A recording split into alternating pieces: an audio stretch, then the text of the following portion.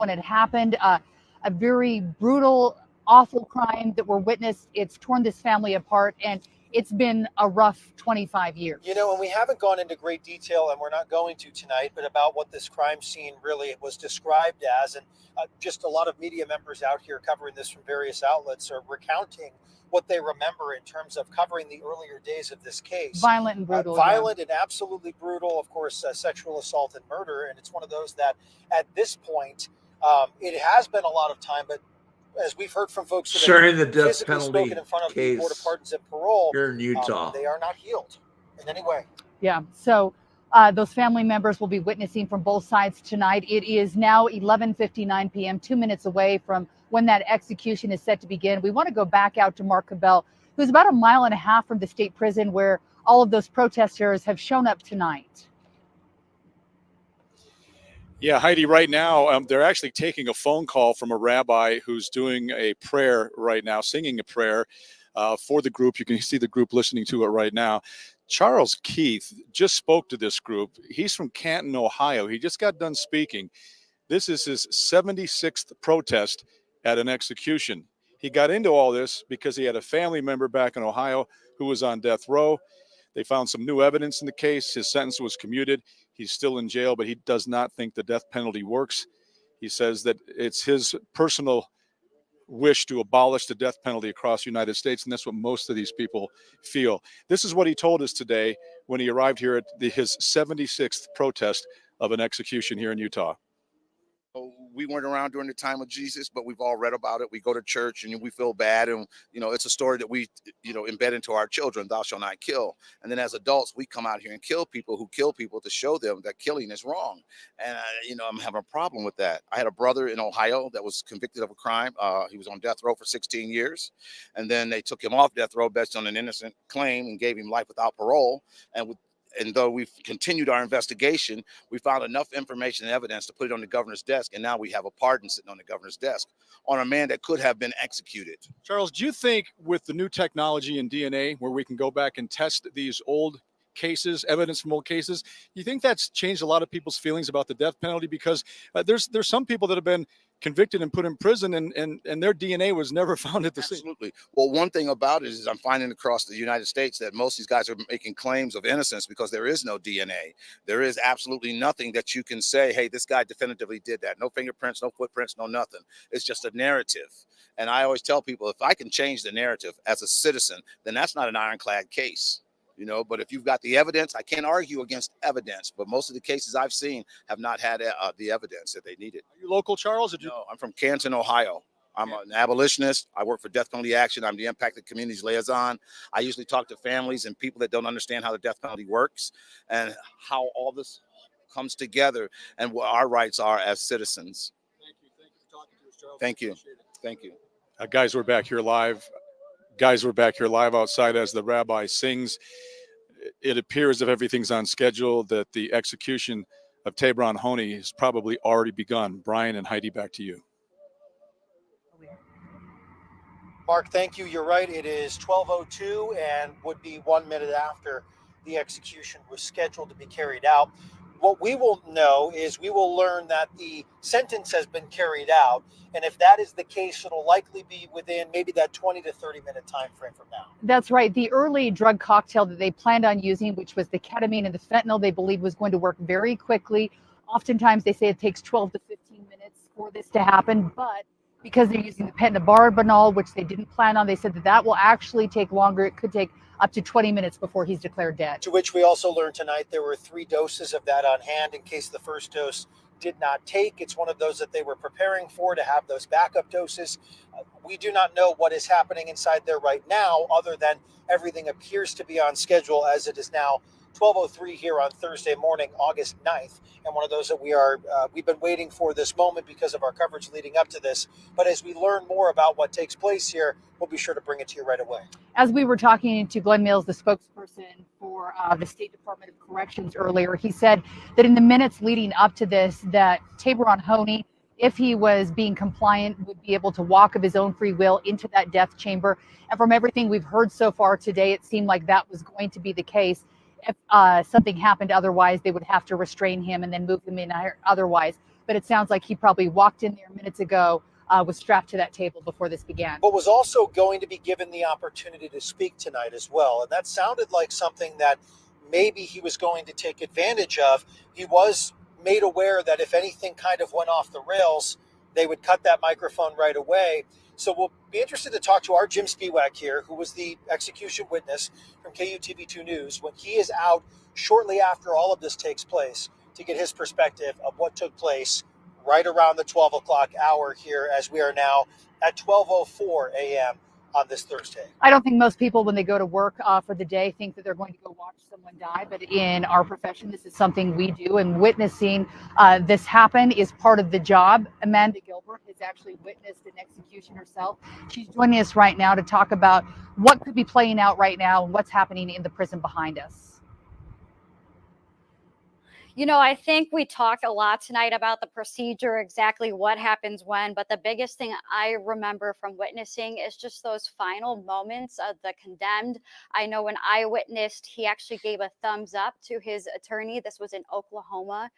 It was kind of his last moments, his final words. Those are really the things that stick out to you, because it kind of reminds you that this is a person.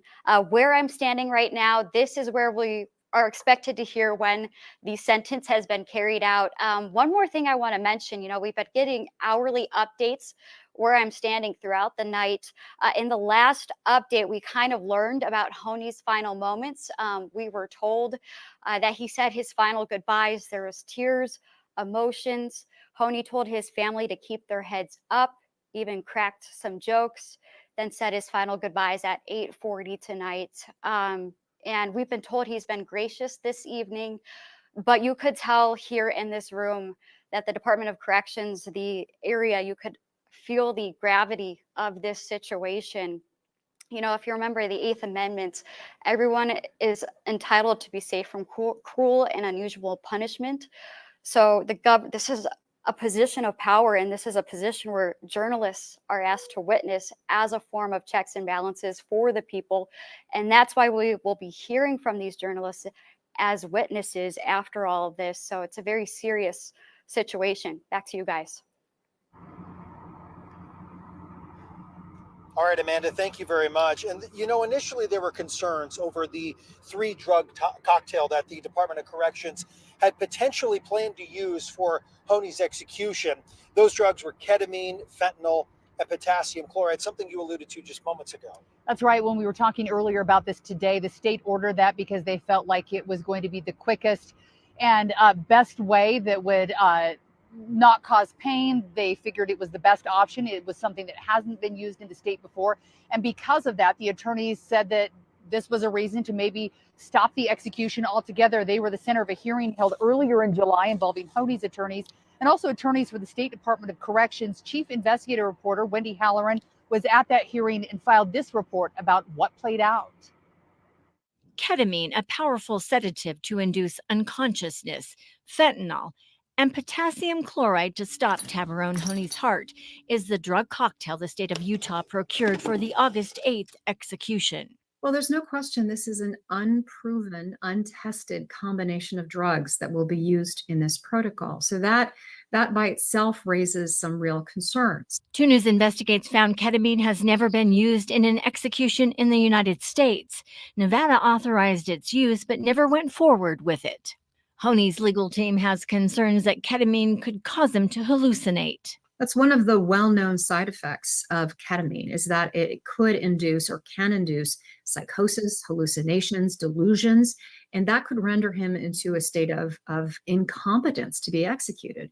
Robin Marr is the executive director of the Death Penalty Information Center in Washington, D.C. The Supreme Court has asked us to ensure that anyone who is going to be executed understand the reasons they are going to be executed.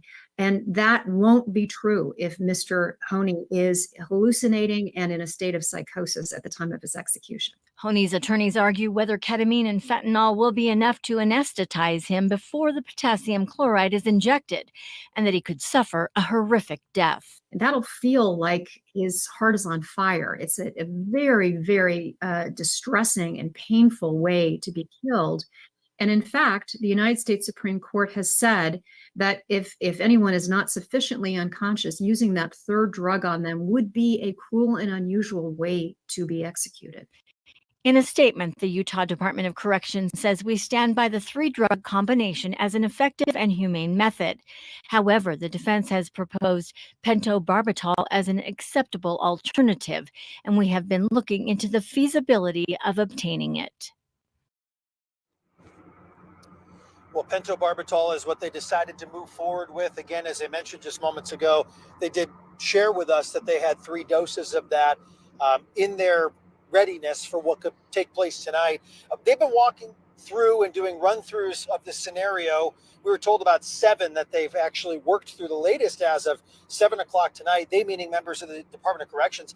And they mentioned to us they have somebody of a similar sort of stature as Tabron Honey, who they used throughout this process as somebody to physically go through the steps here. But again, we will have to see how that drug takes as it pertains to if everything works out to their plan for the execution tonight.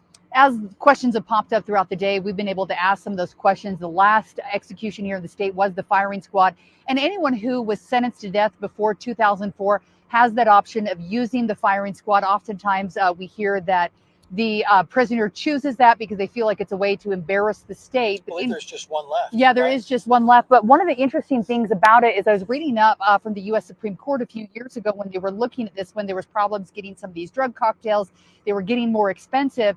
And there were arguments there at the Supreme Court that while it seemed barbaric, that it actually is one of the things that's probably the quickest and causes the least amount of pain for that prisoner.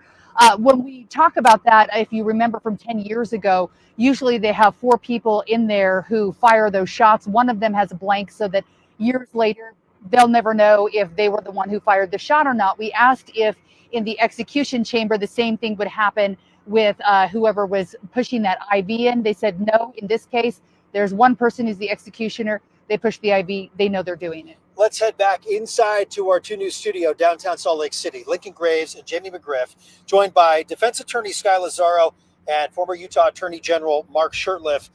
Guys, take it away from here. We are in that window right now of where things are potentially falling into play with the execution process. Yeah, thank you, Brian and Heidi. I want to start with Mark. Mark, you said earlier, there's a lot of attention being focused on Tabron Honey tonight, but you said earlier, we don't want to forget about the victim in this case either. No one's really talking about her necessarily right now. That's right, and I get it. This is the most extreme thing a state can do is taking a life. But the families and the victims are the one we got to think about. I spent some time with Matt Hunsaker. Ralph Menzies killed his mother 30-something years ago now. His whole adult life has been this, and he just said, this has got to end. And you don't talk to us enough about this. The families aren't heard. Now, some prefer not to be heard. But you always should remember the life of an amazing Paiute woman leader who he murdered. She was a pillar in her community, and you got to mention that and remember her as well. As far as the process, the legal process, there are so many people who are on both sides of this issue about whether or not the state should have done this or whether or not the state should have, just find an alternative. Do you think that this could actually push a solution down the road to actually be a reality? Or is this something that you think is here to stay? I think this is an argument we've been having about the death penalty since we started using the death penalty. And then the new Supreme Court ruling that came out when execution started. These arguments are had and appeals are made and are pushed every time someone's sentenced to death, essentially, is when it starts. And then the defense attorneys don't quit until the person's literally dead. I mean, we see petitions sometimes, to the Supreme Court, while the person is strapped to a bed, and last minute appeals because of a process problem or a drug problem or something that the defense has learned that they didn't know before. So I don't necessarily see this one execution changing a lot of things. I think these are the arguments we've been having on both sides of the aisle since they started using it. And some states, have abolished the death penalty and said, we're not going to do it. Utah's not one of them. We're not going to do that, but I don't know why we can't fix this 25, 30-year timeline. They do it in other states, and you can do it in a way that still protects their rights. Texas does it in 18 months. The average is 18 years nationwide. Texas has executed 855 people since 1982. Now they have a lot more people there, but Oklahoma, which is about the size of Utah, has executed 125 because they get the process going, and they have certain requirements to make sure that you have timelines on your appeals and on your habeas corpus petitions, your state and federal.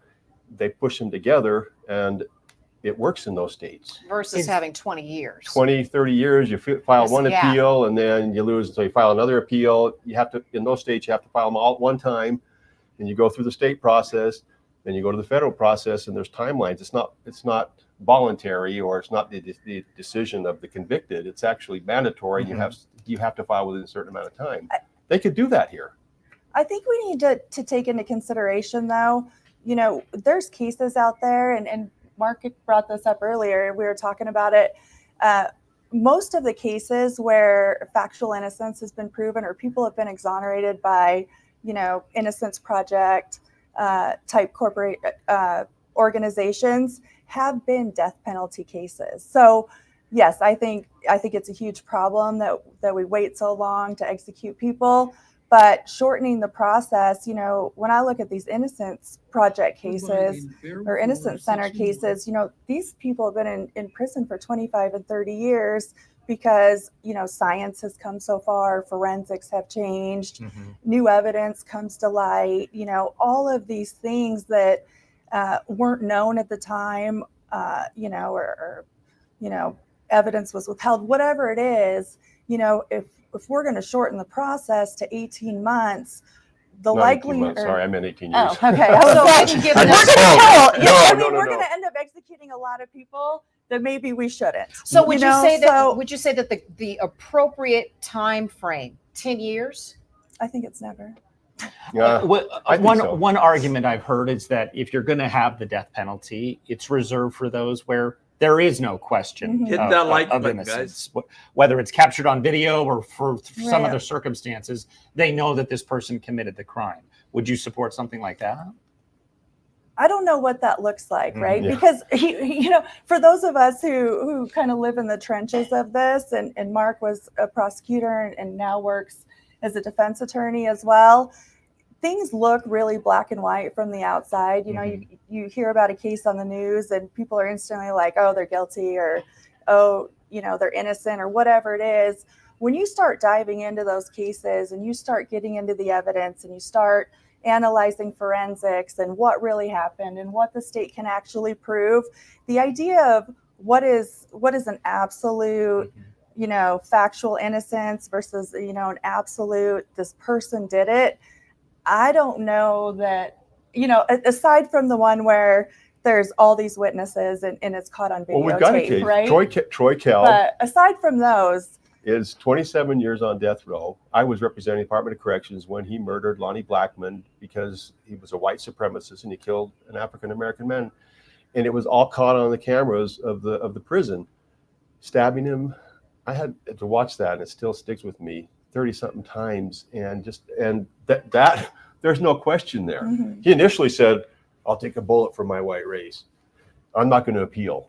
And then he chickened out and wanted to appeal. And I so wanted as Attorney General to go down there and look him in the face and say, what about taking one for your race? I can't say the word I would use here, but that's still 27 years. Yeah. And the evidence is absolutely clear. Okay. And it's probably another 5 before they execute Troy. Mark, Sky, I know we're going to visit with you more Yeah. throughout tonight as we wait to see what's happened. For now, we're going to go back out to Heidi and Brian. All right, Lincoln, thank you. As we're talking about the Innocence Project, we do want to make it clear in this case that Tabron Honey has owned up to his crime. There were multiple witnesses to this, young children who witnessed the crime, another child who was one of his victims of a sexual assault. In this case, he's been clear that he did do this and has apologized for the crime. So in this case, he says he did do this. From what appears to be a little bit more clear cut compared to other cases, right? When you compare those two. And again, horrific and egregious crimes that happened back in the late 90s for Claudia Ben, and of course the family of her that has had to deal with this over the last 2.5 decades. Let's head back out live to Mark Colbell. He's a short distance from the Utah State Correctional Facility over towards the freeway. Mark, you're in the free speech zone, and now the execution has obviously, as we understand it in the timeline, started to be carried out. So what is taking place now? Yeah, guys, everybody was, everybody, I'm going to step out of the way. Everybody here in this group here started to look at their phones at right around 12:01 during our last live hit. And then they continued to watch their phones, and it became clear to all of them that if everything's on schedule, the execution has started. A lot of these people knelt down in prayer. It was very silent. It was a very somber moment. And then now they're waiting for the official word from the Department of Corrections that the execution has been carried out. Now, one thing they did talk about here, guys, there's several groups here with different acronyms, different names, all of them against the death penalty. But it was interesting. They said his death tonight is not a loss for our cause and what we're trying to do, which is to eradicate the death penalty from every state in the country. They said they've handed out T-shirts, they've handed out buttons, they've handed out things that people, flyers, and they said, don't stop after tonight. Even because of Tabron Honey's death, they said, don't stop after tonight. They said, go out in the community. When you go to the dentist, when you go to the grocery store, wear the T-shirt, talk to people about why you feel the way you do, give them buttons. So they said that don't look at this as a loss tonight for the cause that we're trying to project. They said, just make sure that we engage with other people and talk to them about how we feel and why we feel it. And that's what they're doing here right now. They're continuing to speak and talk, and they say that they're going to stay here until they get the official word about Tabron Honey's death. I don't know if that's come down because I've been out here live and I haven't had a chance to check my phone, but I know that Brian and Heidi, I know you guys will, as soon as that comes down, that you'll have the official word. But these people, like I said, knelt in prayer and were very quiet between 12:01 and about 12:10. So back to you guys. It was a very quiet and somber moment out here.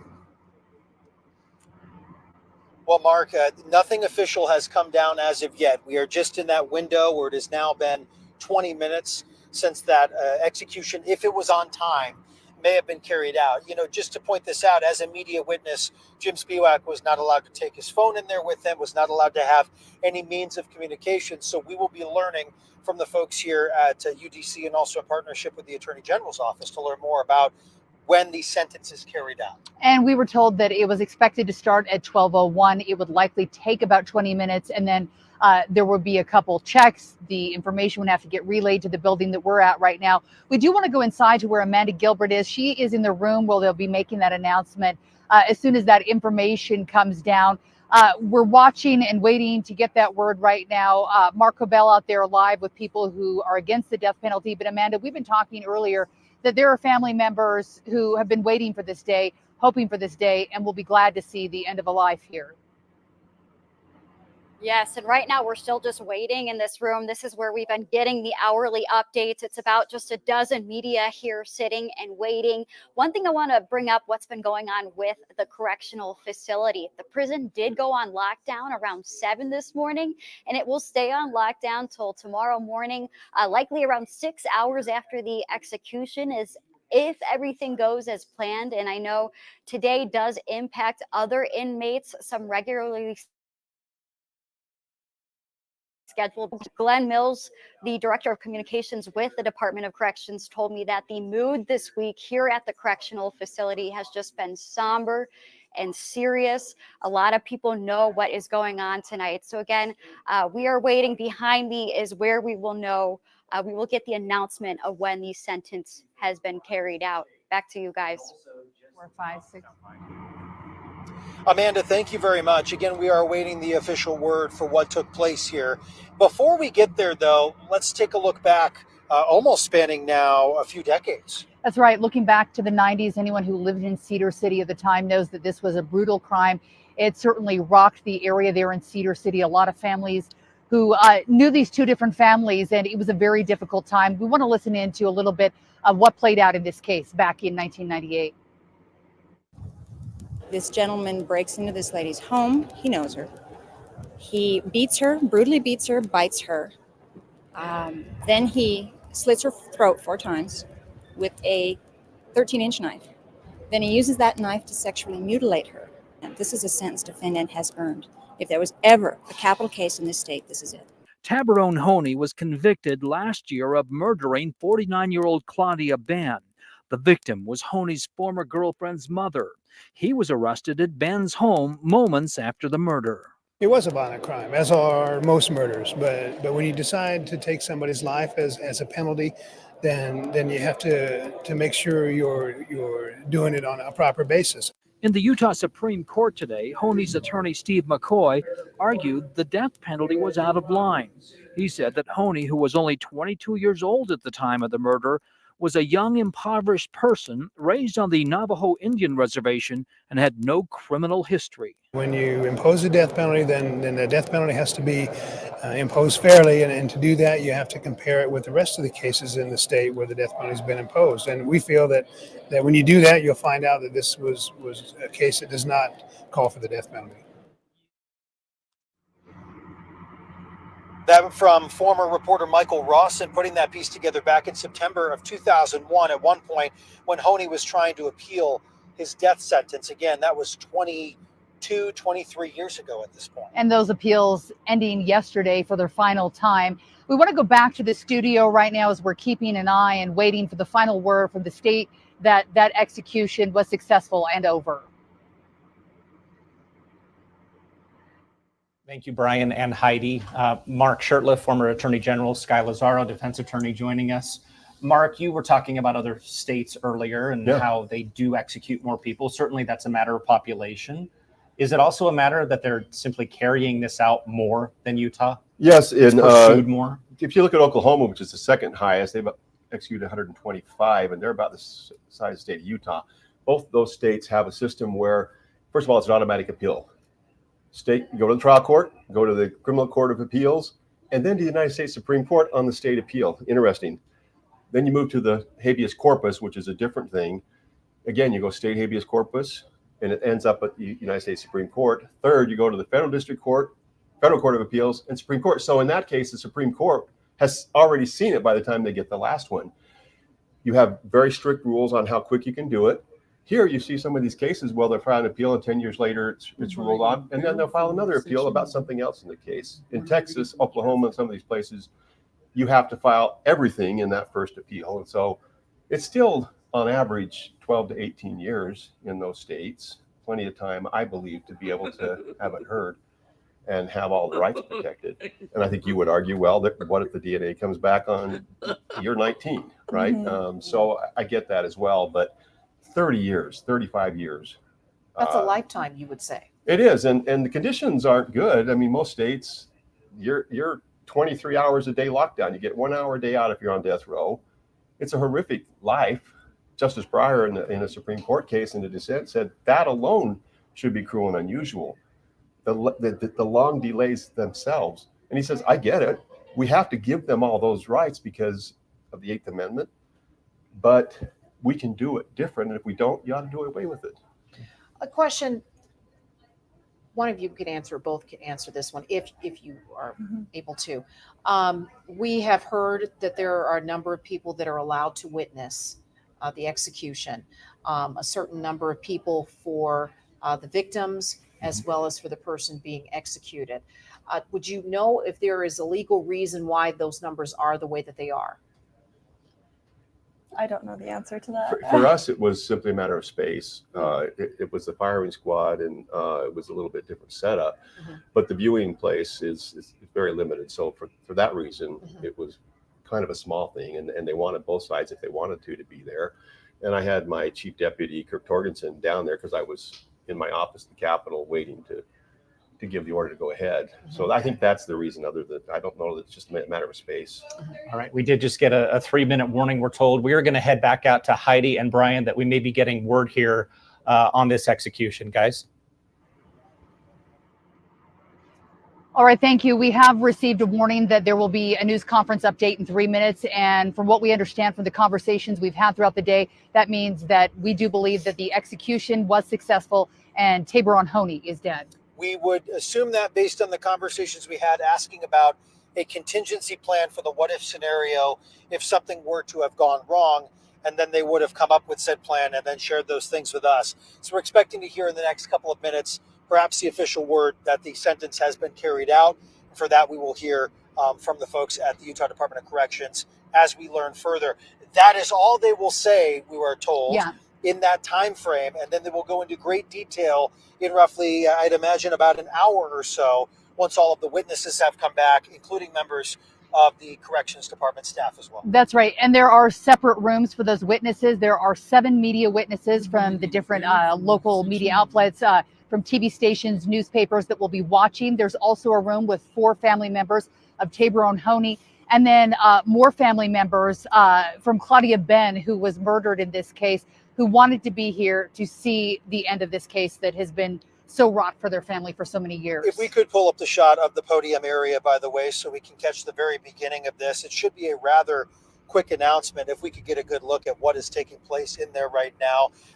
They are getting taken care of. That is Karen Tepany from the Utah Department of Corrections, likely making sure that microphones are all set. Glenn Mills with Department of Corrections has been the one to address the media over the last 5 hours or so, but she is speaking here. Let's listen in. Tabor on Dave Honey has been carried out. We will provide you with additional details at our press conference when the media witnesses return to this building, which should be in about an hour. Thank you. So you hear there live on 2 News. So you hear there live on 2 News at 12:30 on the dot here on this Thursday morning that the sentence for Tabor Honey has been carried out, meaning he has been executed by lethal injection. We'll get a lot more information in about an hour from now. The media witnesses will come in for a news conference. First, we'll hear from the Department of Corrections. They'll give us some of the basic facts, if he had any final words, if anything went wrong. Then we'll be hearing from those witnesses. Jim Spiewak from KUTV 2 News and the others will sit at a table. They will answer questions. They are not reporters tonight. They are witnesses to this execution. They will tell us what they saw, anything that they noticed as this was happening. We'll be talking to them about that because there's no way for them to record this. That's why they come back and answer all of our questions. I'm not sure if we have the opportunity to go back out to Mark Colbell. Those are folks that were obviously overwhelmingly opposed to the death penalty. And I imagine they have likely just heard the word because it has been streaming not only on our platform, but all over at this point and is likely taken to social media. If we have Mark Colbell, let's head out there live and get a look at what is taking place in the free speech zone. Mark, if you can hear us, how would you describe the situation right now? Has that word of Tabor Honey's execution actually been passed along? Are folks familiar with that? Yeah, these people all have their cell phones out, and of course they've been listening in to try to find out when the exact announcement was going to come down. You can see that they're still here holding their signs. They pretty much knew at just about maybe 10 minutes after 12 that this was probably being carried out, and they would probably get word soon. Not a lot of reaction out here. A lot of just somberness and quiet. Nobody talking right now, nobody speaking, people on their phones, obviously trying to get the official information. Yeah, they've been here all day. They started setting up around 5 o'clock this afternoon. They closed down this road at 4:25, and they've just been waiting. And they've been waiting, and they've been talking, and they've been having speeches. They've knelt down in prayer. They sang Amazing Grace, and they're all a little somber and sad right now. They really we're trying to hope that this wouldn't happen and that maybe there'd be some kind of a way that Tabor Honey would not be put to death here. But some of them have traveled from across the country to be here, and they do this for almost every execution. This particular group, there's about 4 groups here that I counted, different groups with different names, and they travel around the country, and their sole focus is to try to eradicate the death penalty from across the United States, from every state in the country. 12 states right now do not have a death penalty, and they would like to make that they'd like to make that go all the way across the United States. So yeah, they're very sad. A lot of them sat down when they got the news. Some of them they just sang a song a few minutes ago together. They did they took part in singing several songs, and they also had a religious service here with a lot of different religions that were represented here. It was a service that that had pastors, had priests, and they did a lot of different prayers from a lot of different religions, and they sought comfort with each other. And now they're seeking that comfort as they stand here, and the news has filtered through, according to the people that are here. Let's go over, guys, if you don't mind. We're going to walk over.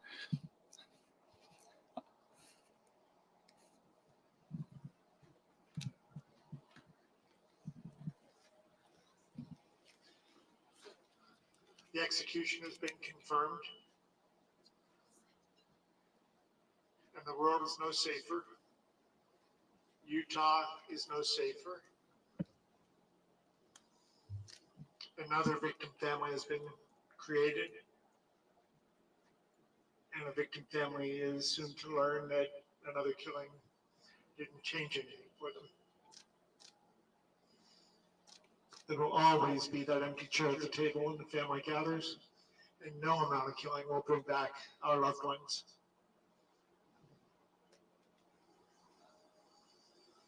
So the question for us is, where do we go from here? It really doesn't matter what promises you make. What matters is what promises you keep. And so tonight, I want to invite everybody to make a promise to yourself as to what you're going to do to work to an end to state-sponsored violence like executions and all the other flavors of violence that make us lesser as a people. The hope I have is from the number of people that are here and the fact that for each person that is here, there are many, many, many more who would be if they could, if they knew about it, if they had the wherewithal, if somebody had helped them, if somebody had talked to them. And together, as we bring our message that we didn't need this execution in order to hold Tavern Honey accountable or to be safe from him if he was still a future danger, which he was not. We did not need this. We're gonna break. Abraham, he is with Stop Execution Now, his group, and he made the official announcement here that indeed the execution of Tabron Honey did happen, and it had occurred, and now he's just speaking to the people that are here before they wrap up this demonstration here outside the prison. It was interesting, guys. Earlier today, some of the national media sent still photographers out, and they said, we don't really have anything to shoot. We can't get close enough to the prison.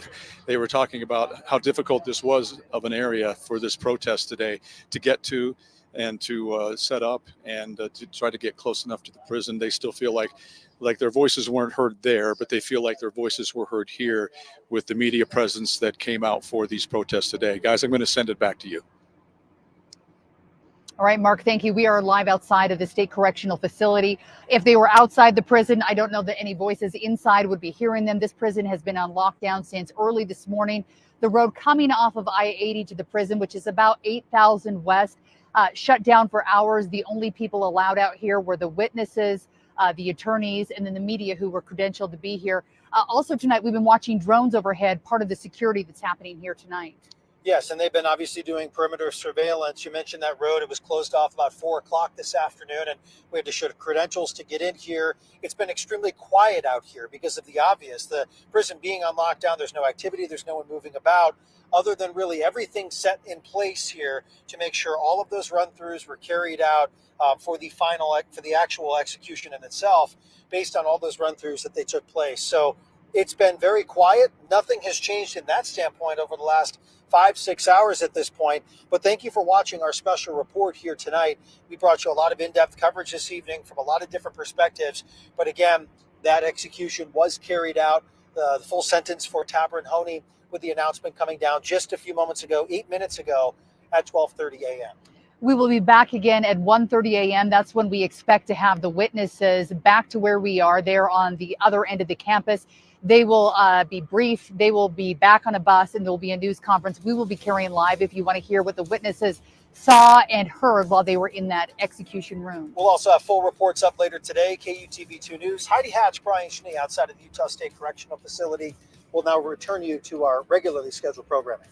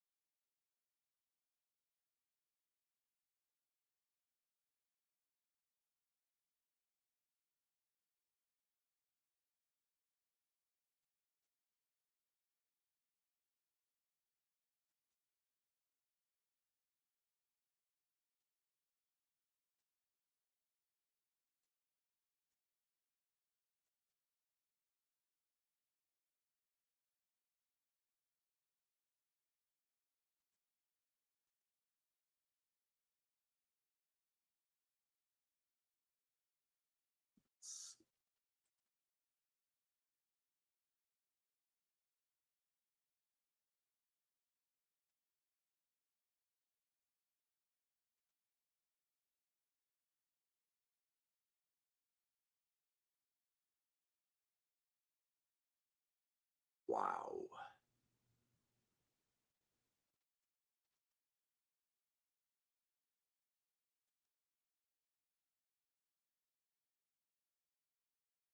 There you have it. They killed a man.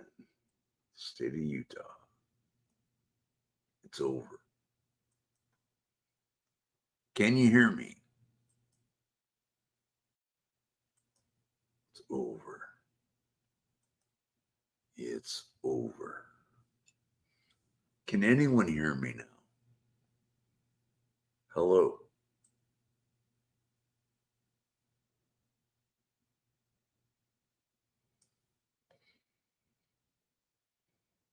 Press 1 if you can hear me.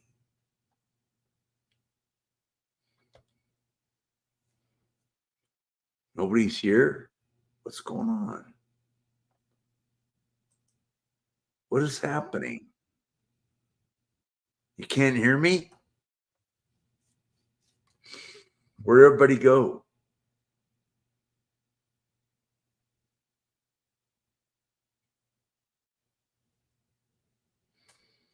Was this news depressing for you all or something? Not saying anything? Wow. Oh, there you are. Oh, okay. Kata, what do you think of the death penalty? Should they have it or should they abolish it? That's my question, babe. What say you?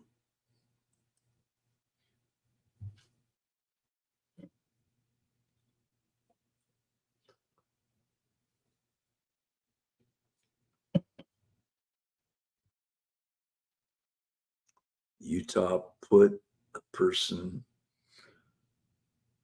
to the death penalty.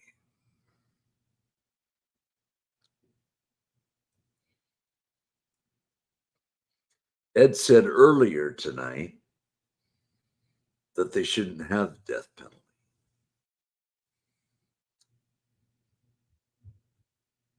What say you, Caterpillar? They have the death penalty or not?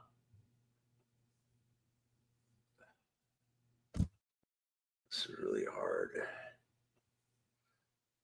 show to come by.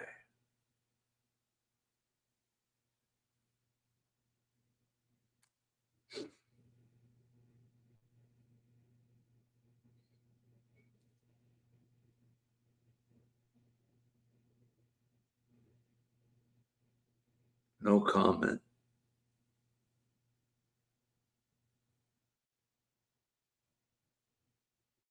The news is over. It's done away with for tonight.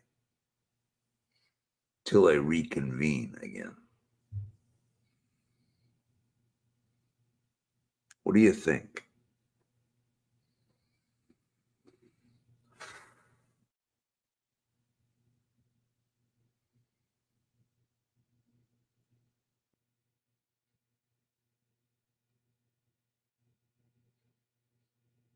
What do y'all think? Should they have the death penalty?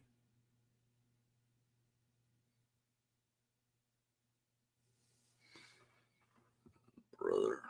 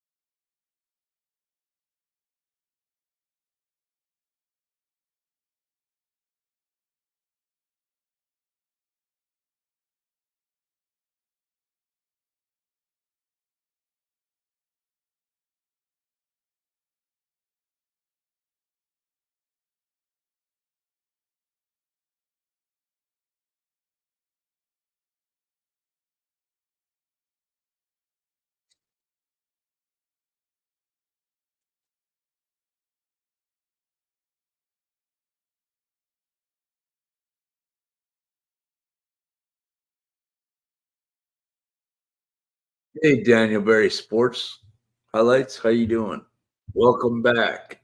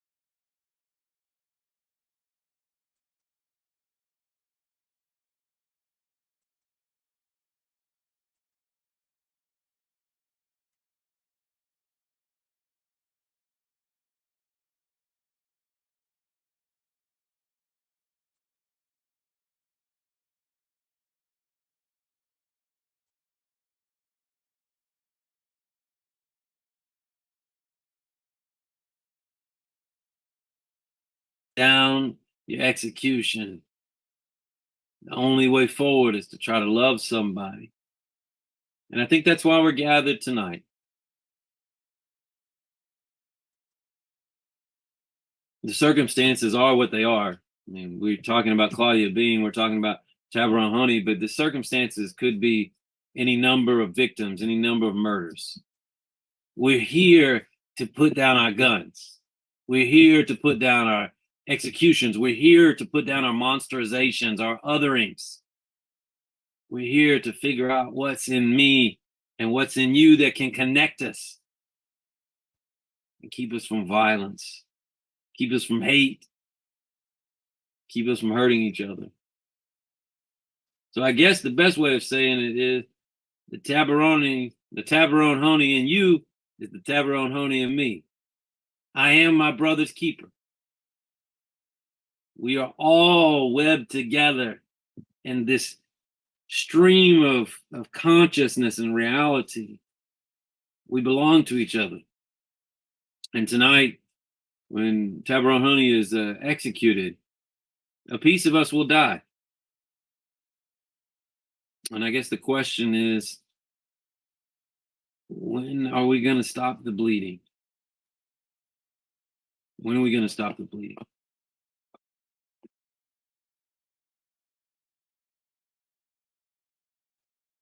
Thank you, Jeff. as we always do on these things, it's time to remember the victim.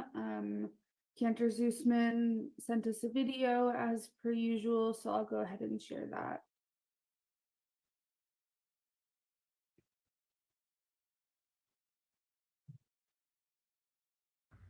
Are these people even Shalom from Aleichem. Utah? Peace unto you.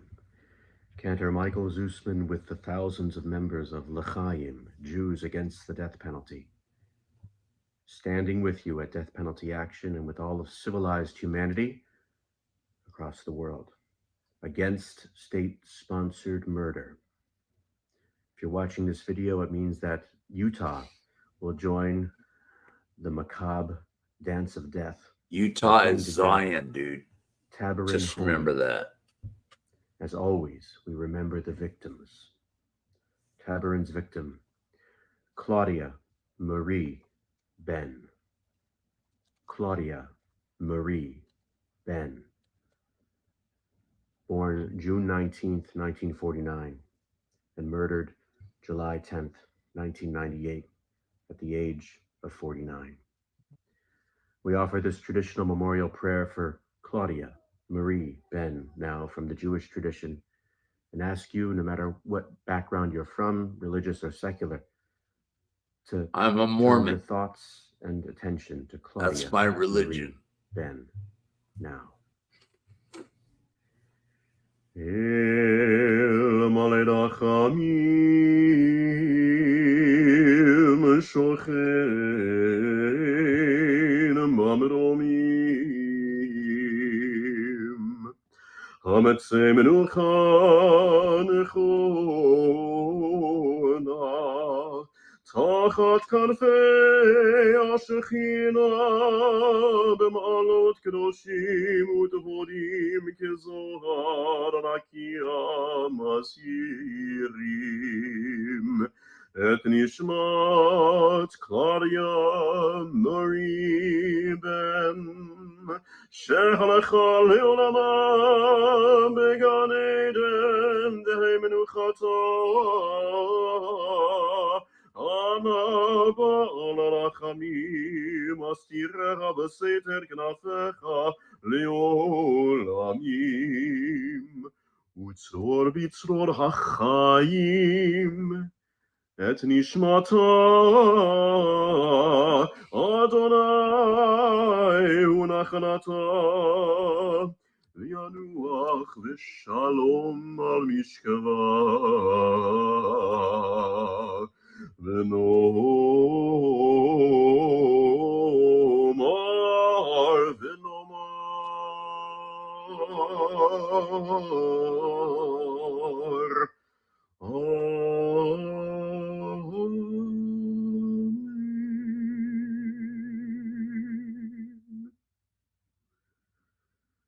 Aleha HaShalom. Peace upon Claudia Marie Ben now. May her abiding spirit be a loving guide for all who are privileged to know her. May her loved ones be comforted among all the mourners of the world. May the killings end. L'chaim.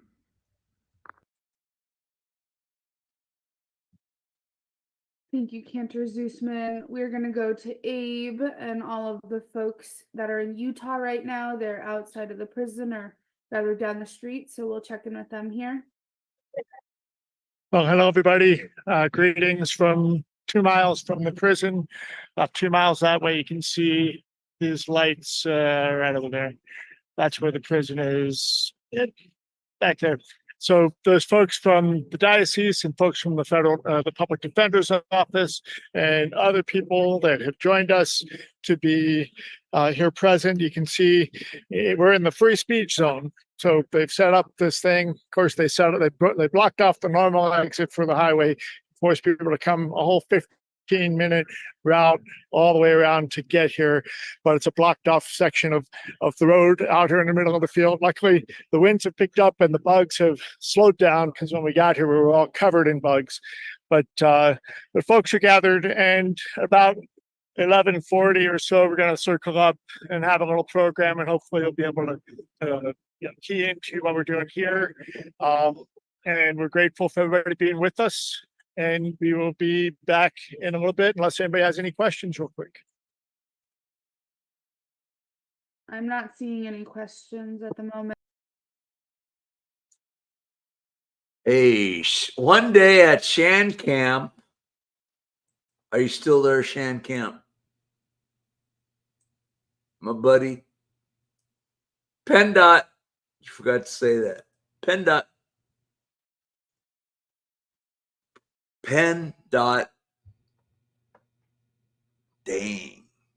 Can't even get a. There we go.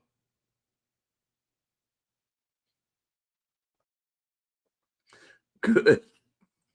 Took you a while to answer. What's up with that?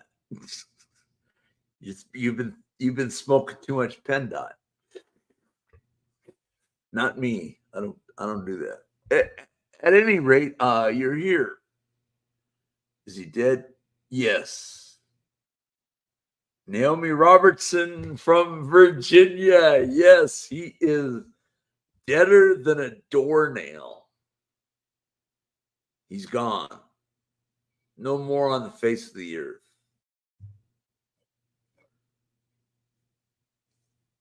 Hello, Shan Camp.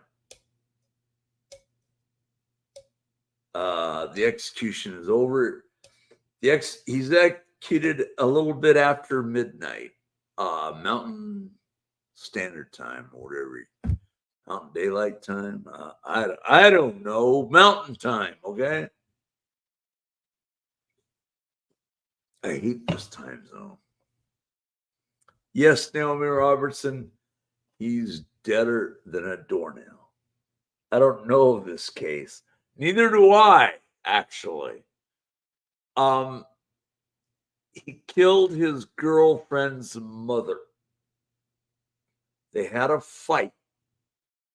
His girlfriend wasn't home at the time. And stabbed her and all kinds of weird crap. Utah time. There you go, Naomi Robertson. Utah time. Click my like button. It's free. It doesn't cost a thing. OG says, what's up? Like about an hour ago. Wow.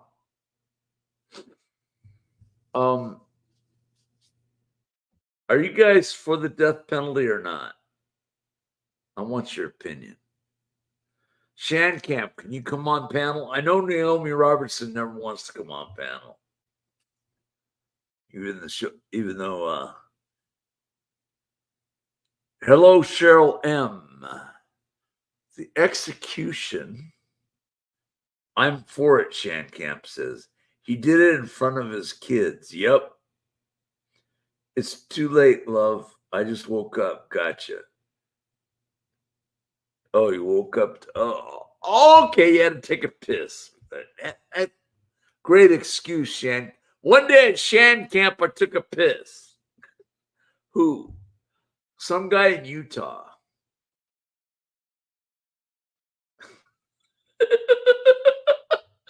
Shan Camp got me.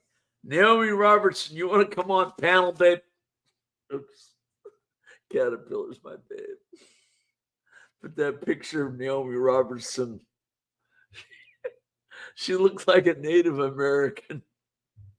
And that's a compliment. Hey, I'm not knocking that. The older I get, the more frequently I wake up. I've had that problem ever since I was a little kid.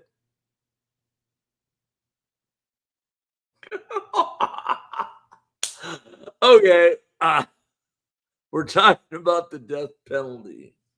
Let's see. Shan Camp is for the death penalty. Naomi Robertson, are you for the death penalty? Are you for it?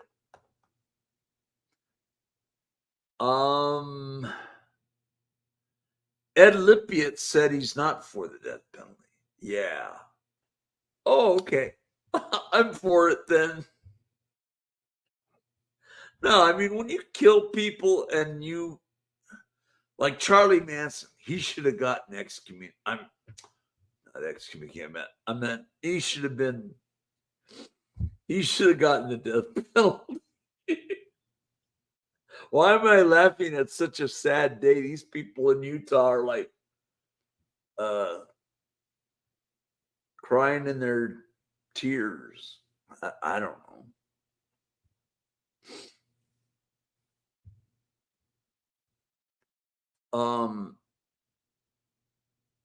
I'd love to have Steve Gosney on here. He's a proponent of not having the death penalty, and he's a lawyer. He's a criminal defense lawyer. I want to hire him.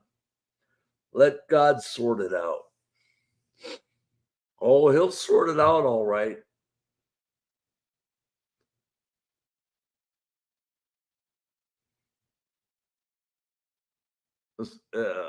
After his death, is that punishment enough, though?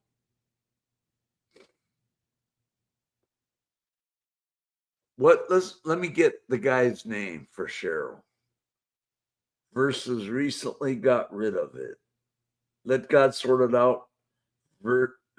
Virginia recently got rid of it. Oh, they did? They don't. Was it Youngkin getting rid of it or what?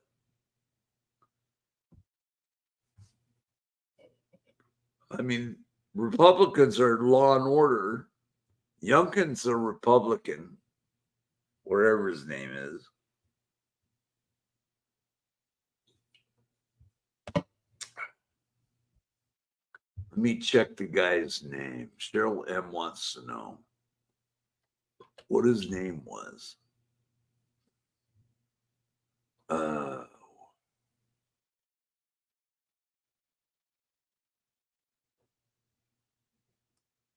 Who's Ronnie Lee? Hold on and we'll get it.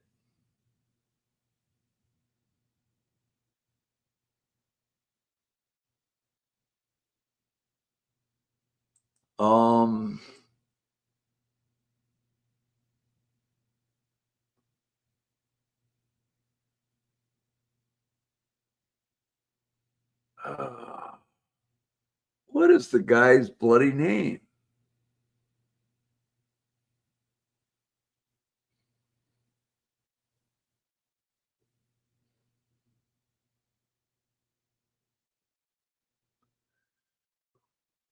Hold on and I'll get it.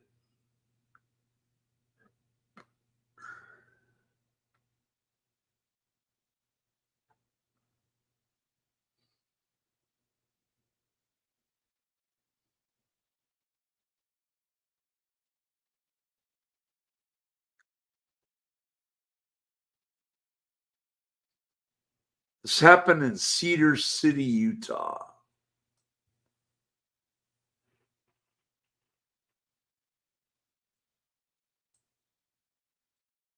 All kinds of stories about him. How bloody flip is it? Okay. His name is Tabarone Honey. Your lawyer friend, Zach. Hour and 36 minutes. 4 hours ago, he put it out. I'd like to see what he thinks about it. So yes, Honey is dead. Me Sahani. Me Sahani. Me love you long time, Shan Camp. One day at Shan Camp, I sang Me Sahani, me love you long time.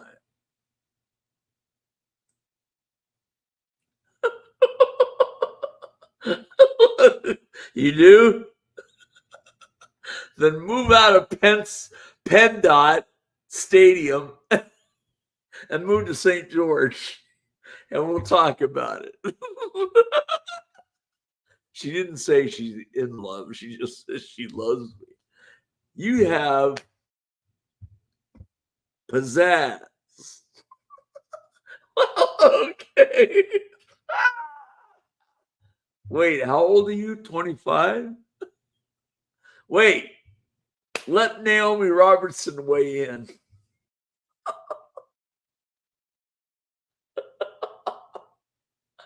There's 12 states that don't have the death penalty. Yep, 25. You look 25 in your picture, man. Come on. Naomi Roberts looks like the same age as you. She looks... Naomi Roberts, that picture is driving me crazy. I'd love to see a modern day Naomi Robertson picture. Playboy Malloy.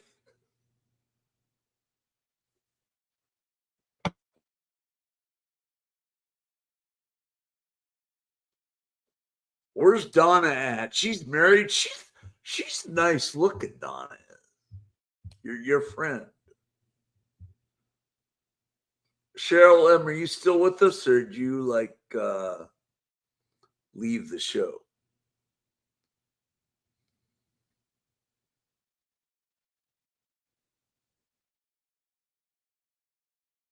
The death penalty in Utah. So Utah is the last state to execute anybody. Grandma's house is your friend, right? On here. Yay, Grandma's house is awesome. She already put me in the friend zone. I see she's live. Yes. Oh, there you are. Did you get his name, Mr. Honey?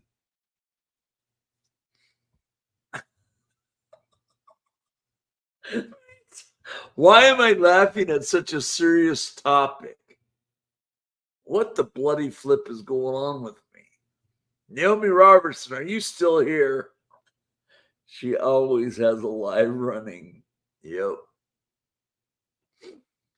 Even when she's not there, which is amazing how she does that.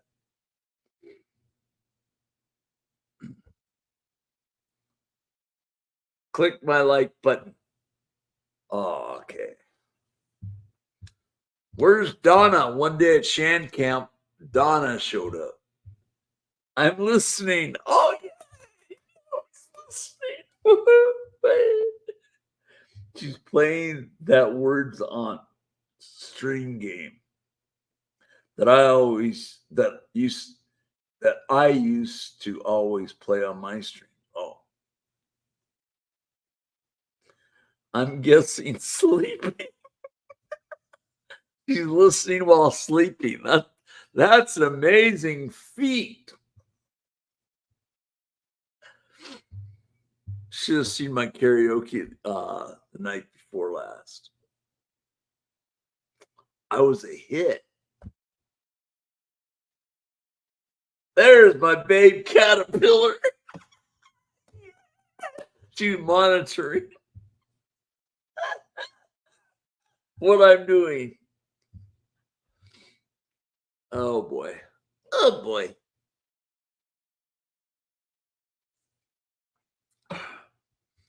What happens if I find out Naomi Robertson is a guy?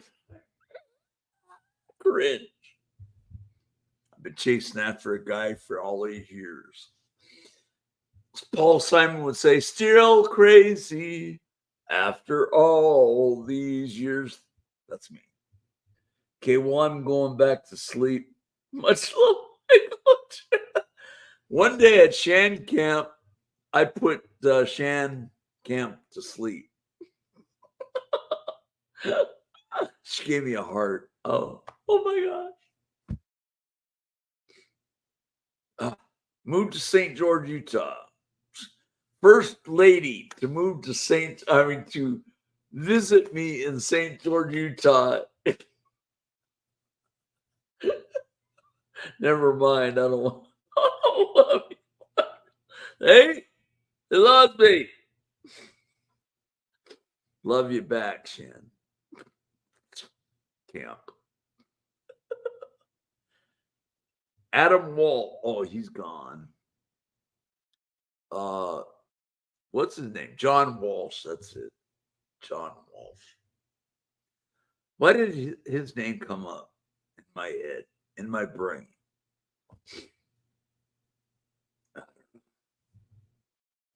I don't get it.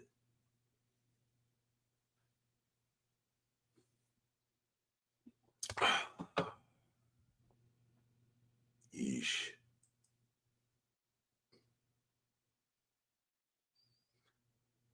Tyrone Honey.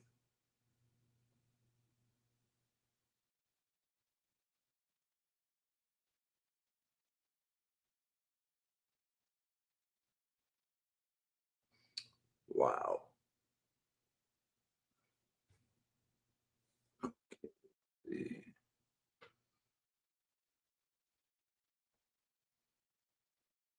Leahani Maui. Oh, wow. I'd love to go there. I've never been to Hawaii. That sucks. I got 13 likes, guys. Click my like button, please. It'd be much appreciated.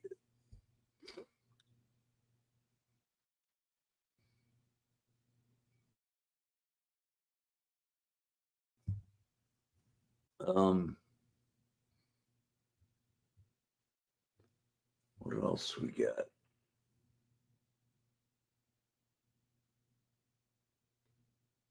Oh, brother.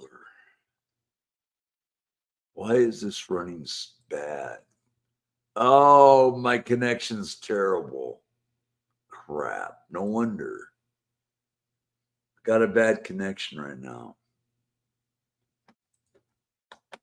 I think it happened since the execution.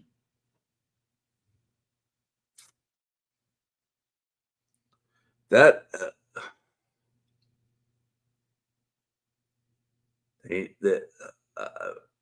I'm speechless.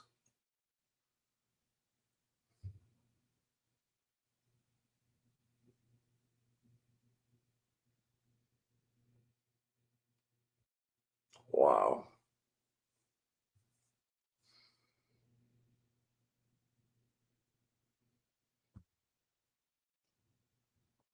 Huh. Well, click that like button. Click it now. It's free and easy, like wooden ships. 13 likes. Thank you. Click it or ticket.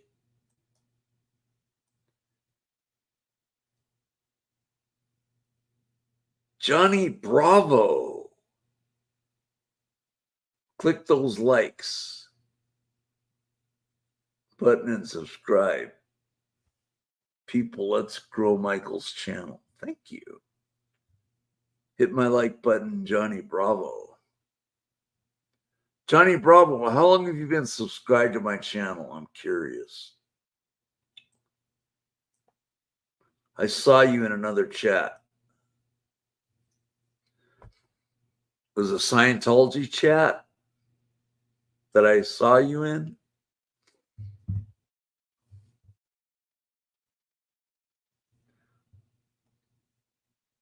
Oh, man. Dude. 9 subscribers.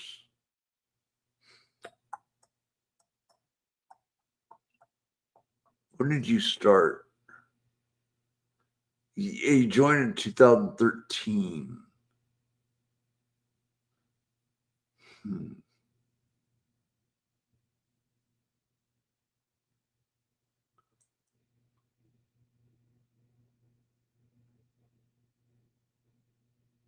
Johnny Bravo, ladies and gentlemen.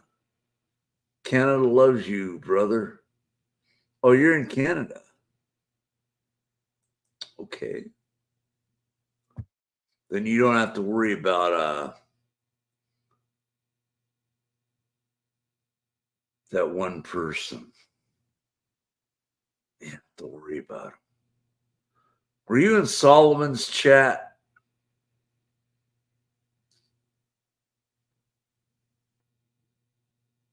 I like Solomon. He's a good kid. He's what, 16? Or I think he just turned 17. Good guy. He gets swatted a lot out on the streets in Hollywood and Los Angeles. Los Angeles used to be my stomping grounds. I miss it.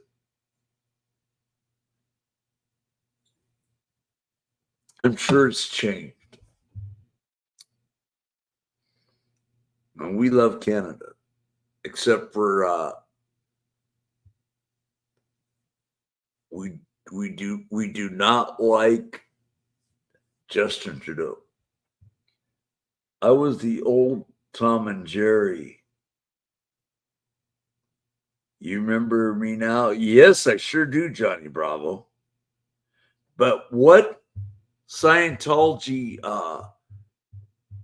live chat were you in? I do remember you now. Tom and Jerry.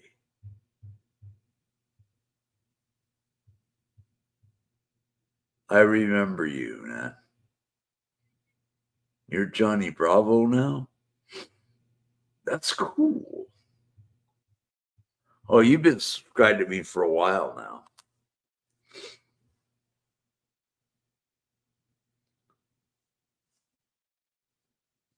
Ah, yes.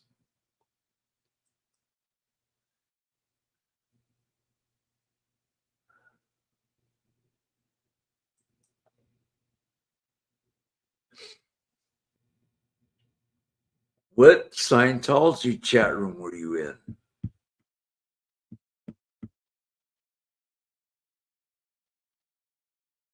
I remember you, dude. Come on, spill it out.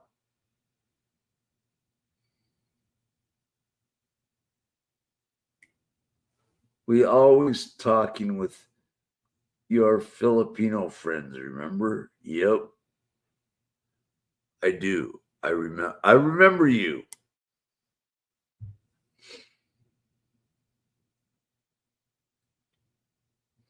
I can't get over to Canada. I don't have a passport. Stupid laws.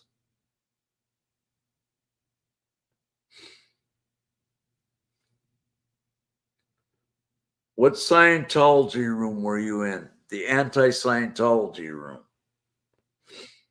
Which one was it? Johnny Bravo. Because you were mentioned by a certain person that I won't mention because he'll just send trolls over here. Like I've got a few of them today. That I didn't pay no mind.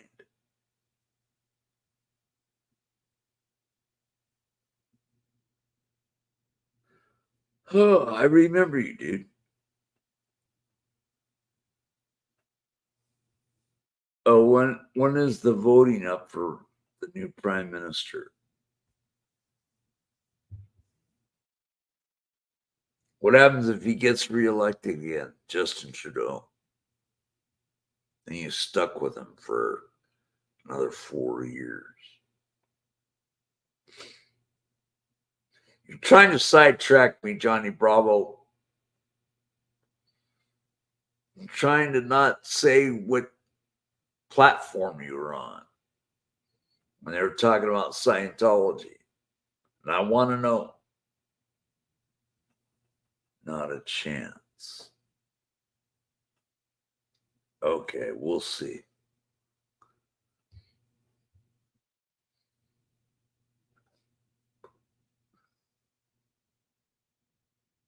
We'll see. I can go over the archives of where I've been today to see your name pop up. Solomon's, I think.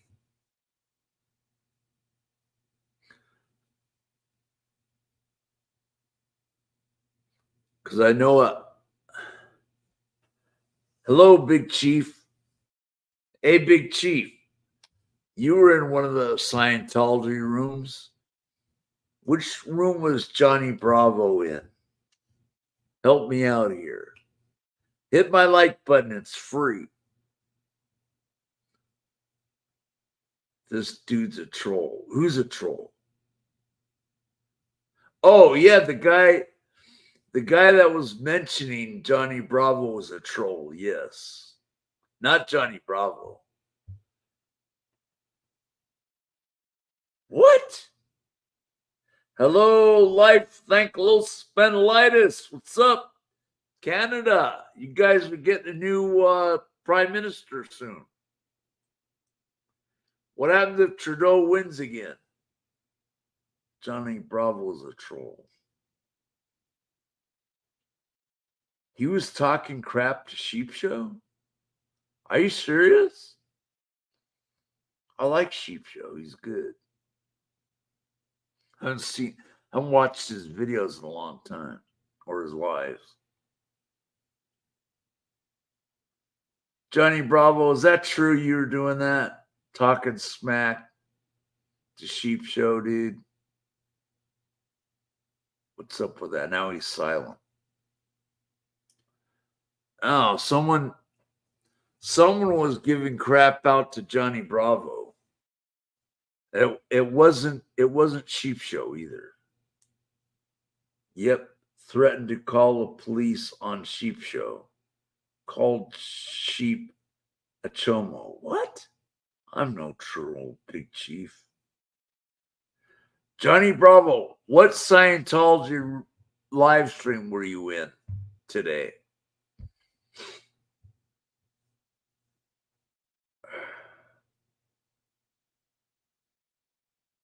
I got receipts. Send them in Gmail to me. Big Chief, here's my Gmail.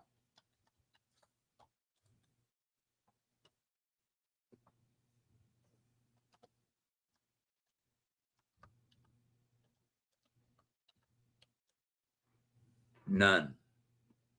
None what, Johnny Bravo? Then there's another Johnny Bravo out there. Send me the receipts, Big Chief. There might be another Johnny Bravo out there. You know how people clone?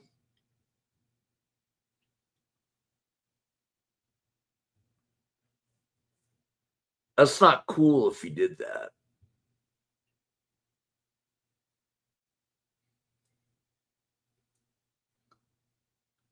We checked the...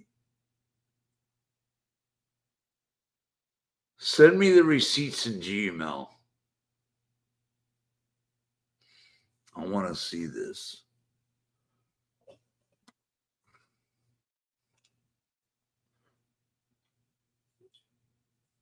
But I saw Johnny Bravo in an anti-Scientology chat room.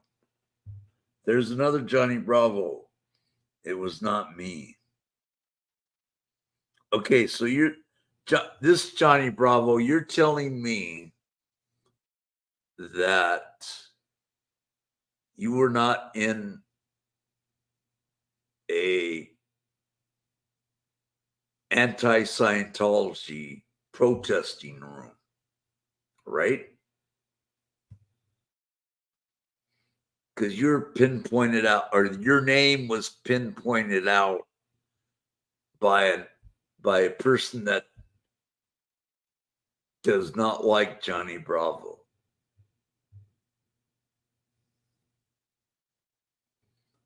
I was not in it at all. So at the Blue Building, do you know about Big Blue, Johnny Bravo? Know nothing about that.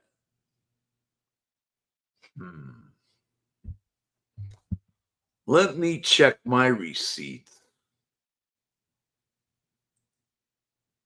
Oh, wait.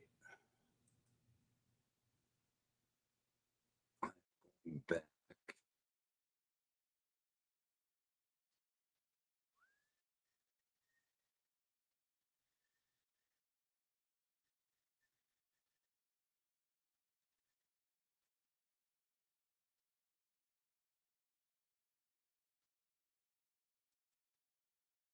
Let me see.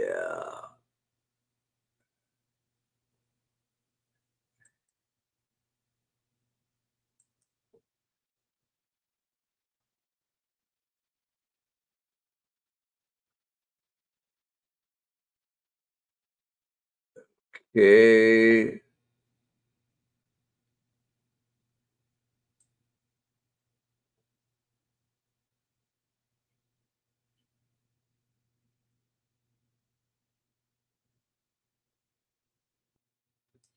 Hold on.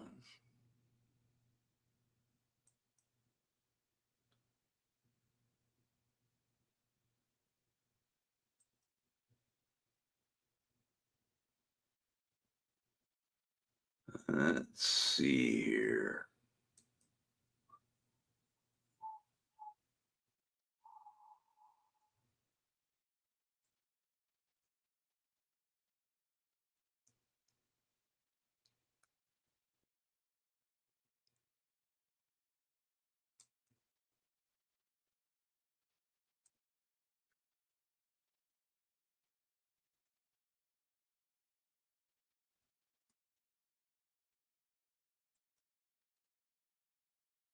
Do I got any receipts?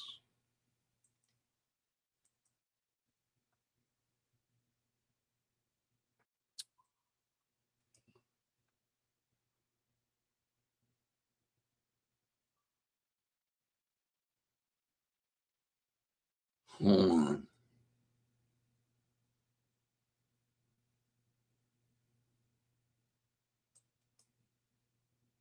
Oh, wasn't this one?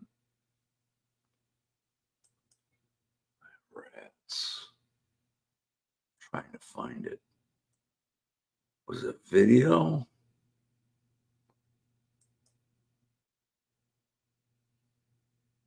Is a video. Wait.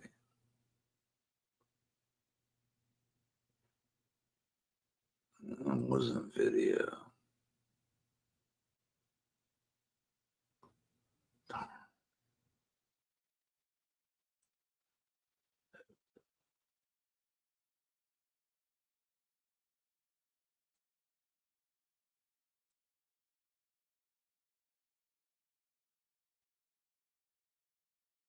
Hmm.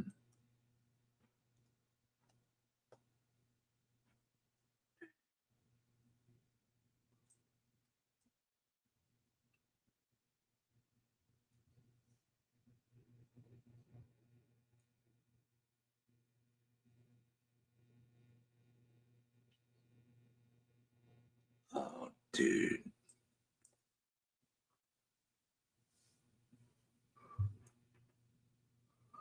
I don't know. I can't find what I'm looking for.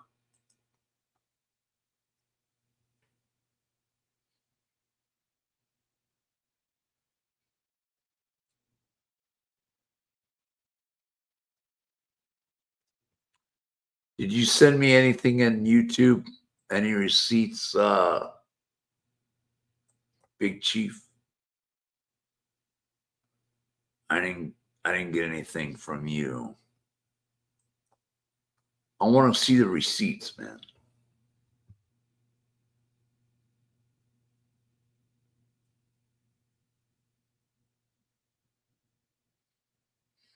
Johnny Bravo, I know.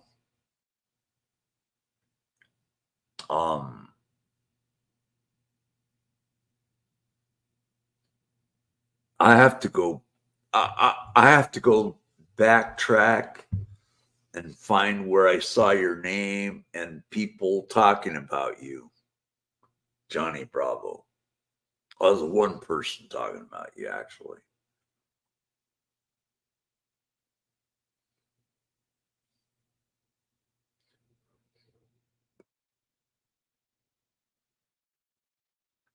I'm listening too, Cata.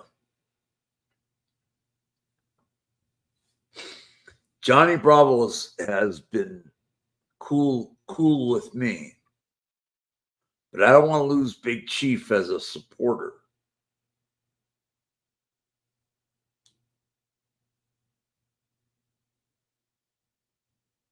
Okay, what do you want me to? But I have no idea what Big Chief is talking about. You know, there might be another Johnny Bravo with the same icon, everything. You know how people clone each other? I can't imagine Johnny Bravo doing that.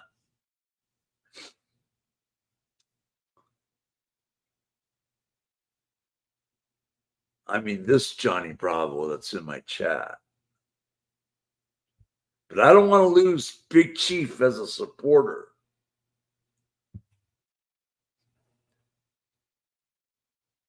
Yep, I think that's what's happening, Big Chief. But Johnny Bravo, you weren't originally Johnny Bravo.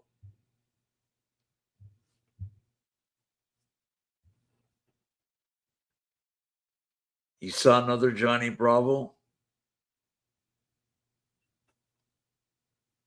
I wonder who made the account first, Johnny Bravo. Because you were not originally Johnny Bravo. You admitted it in here in chat tonight. Same name and icon.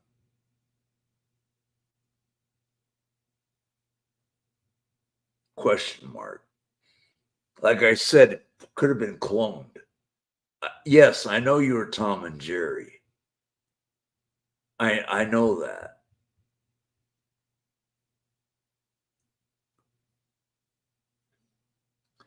But someone, I'm not going to mention the name because I'm doing this investigation. Someone was bashing Johnny Bravo. I mean, and I know the person that's bashing John. I mean, I don't know him personally. I know who he is. I watch him. I've been watching him like since January of this year, 6 months ago. I seen another Johnny Bravo, but different icon.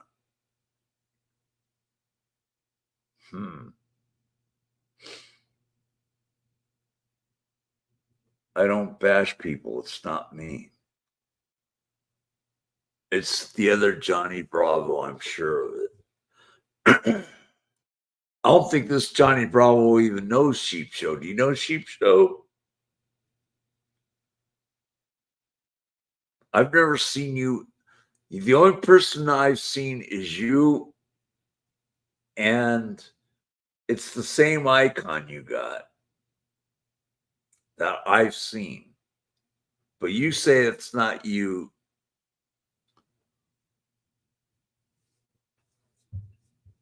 So I'm going to do an investigation, man.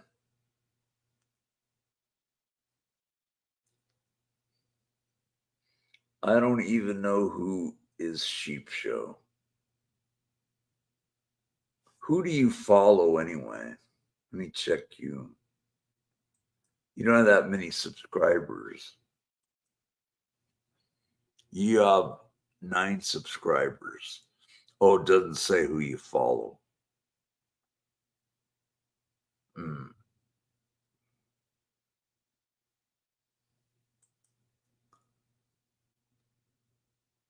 Same icon? I don't know. I think I did see the same icon. I'm not sure, though.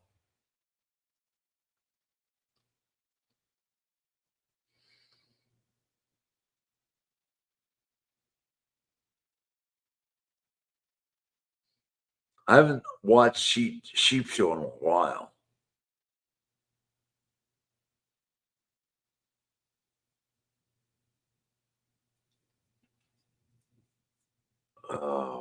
Man, this is a mess.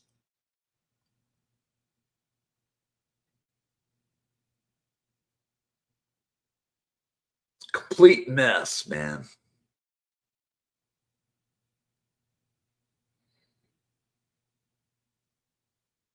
I just don't know.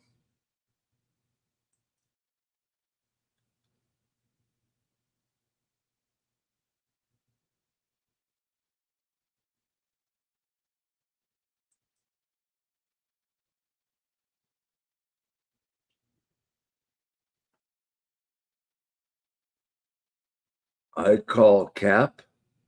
What's that? CAP? What is that? I was always watching SGV live. Oh, okay.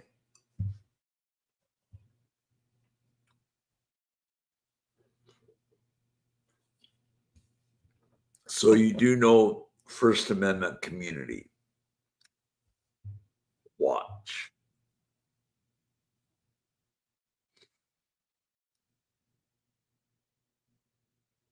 You don't follow any Scientology, anti-Scientology protesters? You don't follow any of those, Johnny Bravo? Yes, you do. Which ones? SGV hasn't been live in months. Yeah, I know. Johnny Bravo doesn't come on very often. He's only got 9. That's where I found you. That's where you found me on SGV? No, never. Okay. Well,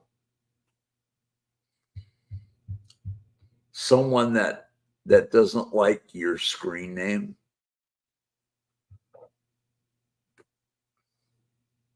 was bashing the crap out of you, Johnny Bravo.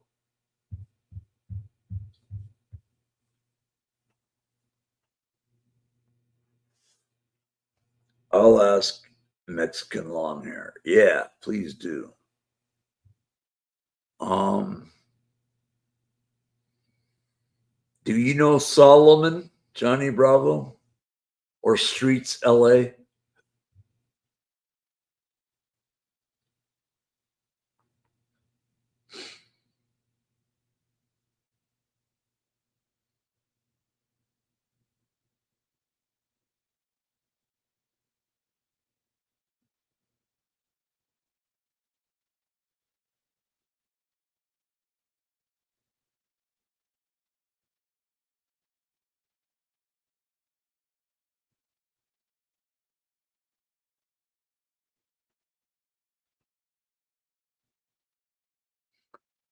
Johnny Bravo, Big Chief has me mixed up with someone else. I don't know. I'm not sure.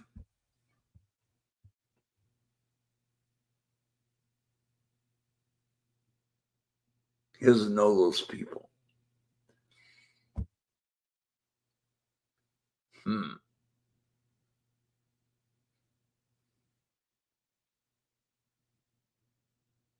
Oh, boy.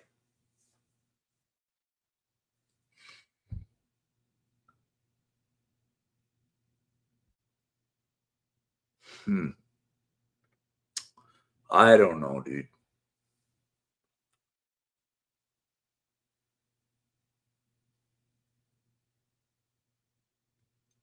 Let me check on what you call it. It's in a short that he has. Let me see. What's his name?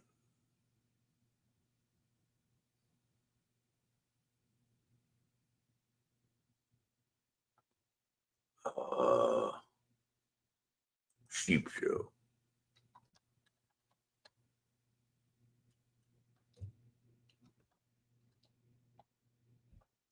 Okay. He's got is Sheep Show got a short on his name and everything?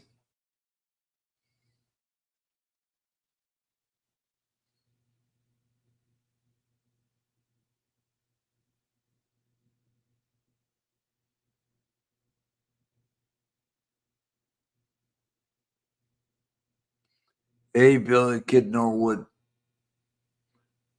Dude, hit my like button. Jen Wow? Okay. Get Jen Wow in here. Yes, I'm up late, dude. Okay, I'm going to check Cheap's channel. It's a short. All right, let's go to the shorts. Is it a recent short? Oh, wait. Okay, I see it now.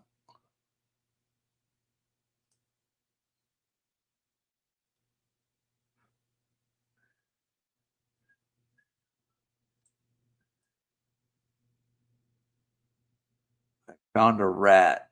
It's that one, right? Wait, where's my sound?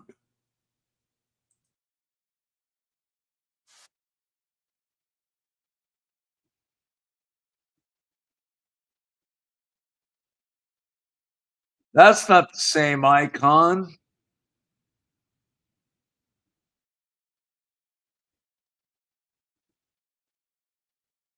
Oh my God. No.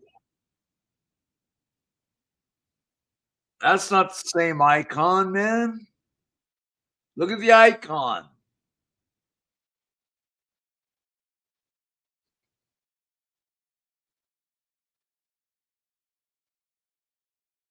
Look at the icon.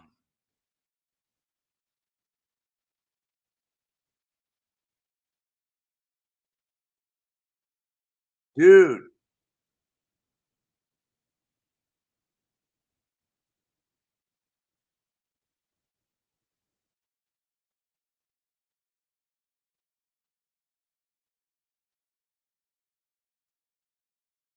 Look at there's something red on top of his head.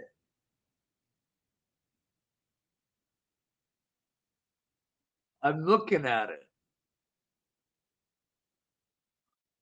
Hold on. I'm digging on this music. It bumps hard.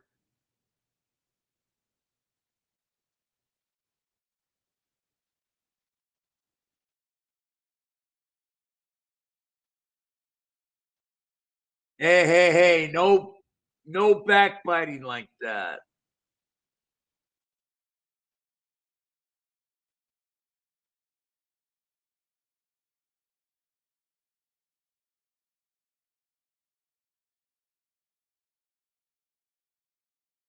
No, let's not fight. Let's keep it civil. I'm still looking.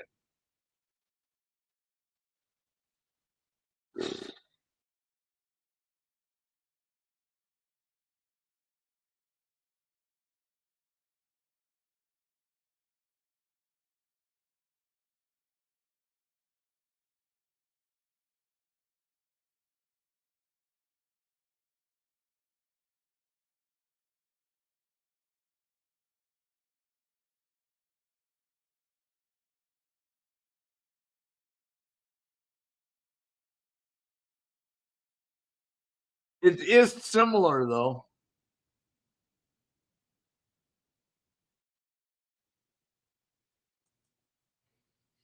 It is similar, but it just looks different.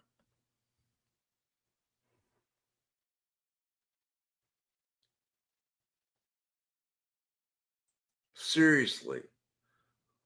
Kata, did you see it? I'm up late, Billy Kid Norwood.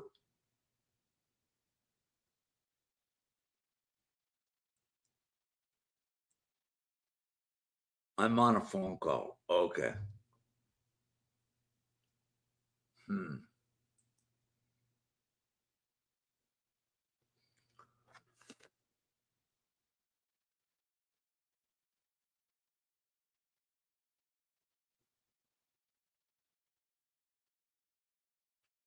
Wow.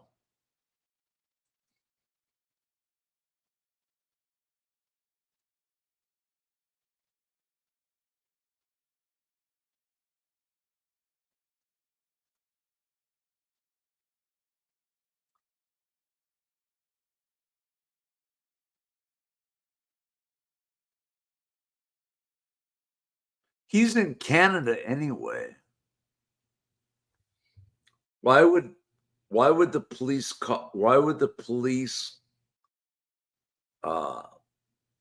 get a call from Canada to the United States? That's crazy.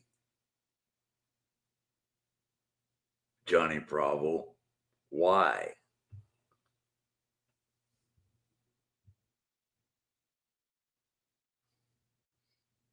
Never fear, Jen Wow is here.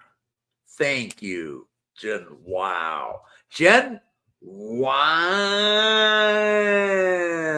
Clear this up for me.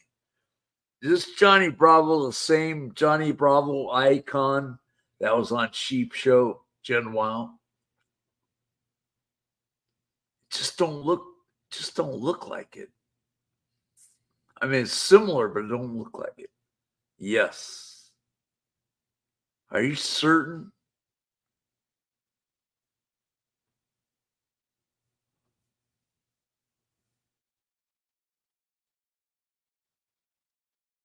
Hello, Jen. Wow.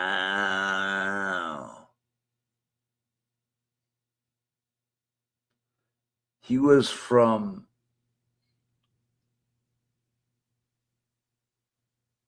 MLH. I only came on here to say hello to you, Michael, and help promote your channel. I don't know anything about what Big Chief is talking about. Is that the same? That doesn't look like the same icon as I Found a Rat by Sheep Show. It looks different. I'm still looking. He's going to call the cops on you, and you are threatening to pepper spray. See, it doesn't look like the same icon to me. I'm looking at that thing.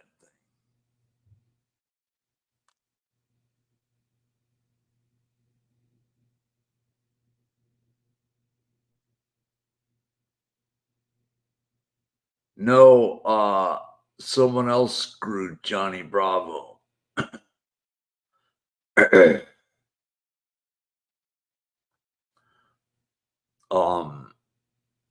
It was someone who's protesting against DOA, against, not protesting, but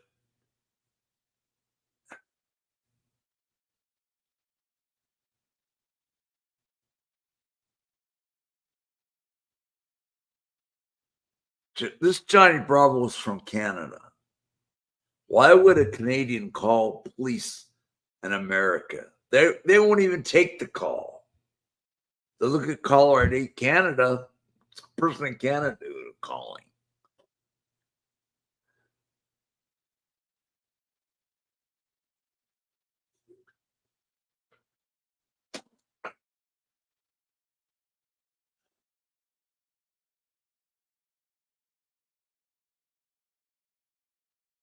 Johnny Bravo says he watches SGV news. That's how he found me a while ago. Like when I was living in Salem, Oregon.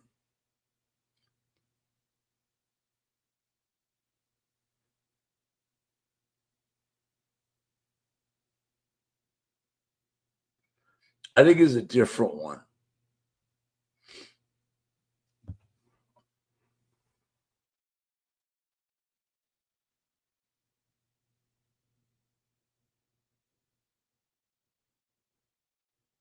Johnny Bravo, he lives in a country that is Canadian rights.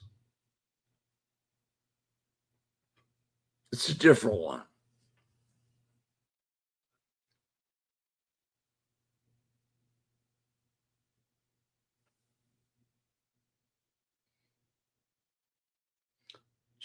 Jen Wild just said it's a different one. We get it now, Johnny Bravo.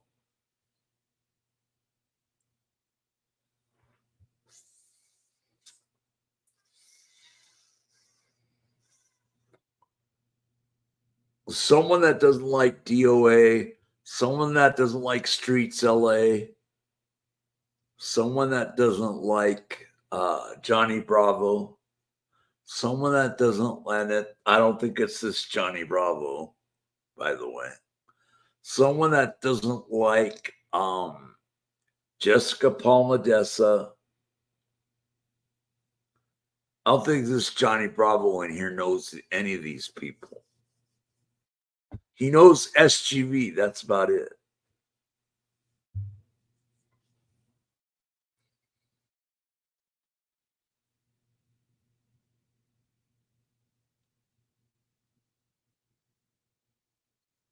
I'm going to do an investigation on all this stuff.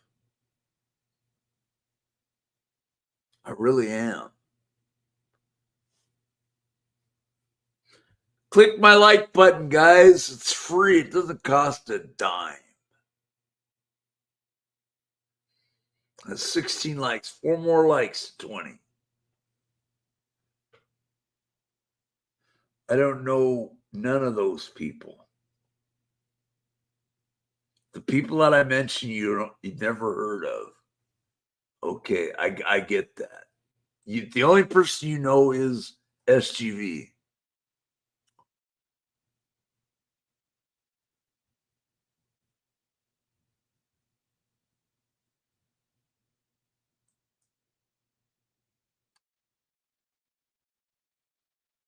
Cheryl M. 1A is the First Amendment. He only follows SGV, guys.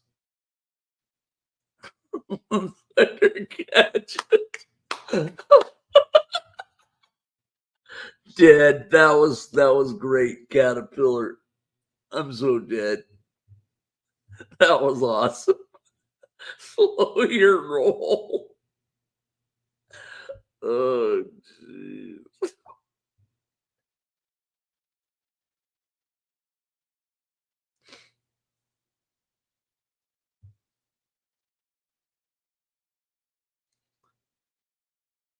Wow.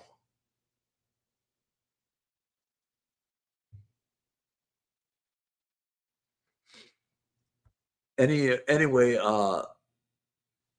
this guy doesn't like those protesters. He doesn't like this Johnny Bravo. I don't think it's this Johnny Bravo here. It's another Johnny Bravo.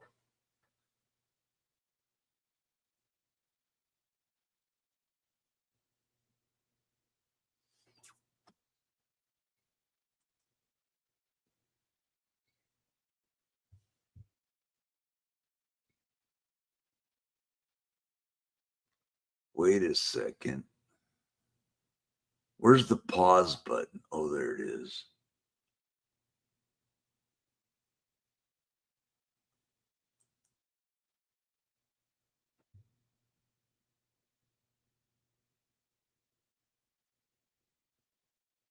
Oh, it's Johnny Midnight.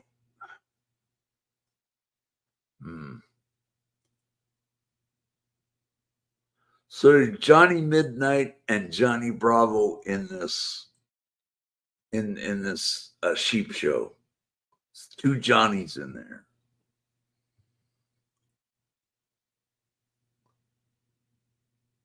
Johnny Bravo was a cartoon.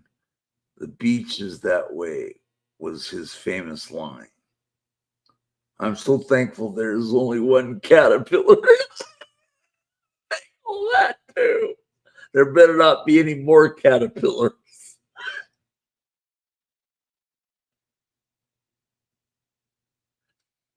Johnny Bravo says, I've seen another John Bravo, but was a different icon before. Gump, hey, who's Gump? Oh, South Bama Gump. Hello.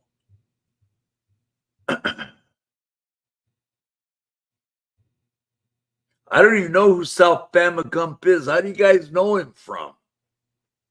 Never seen this guy. Who is he? Fill me in, guys. You're saying hello to him. Fill me in.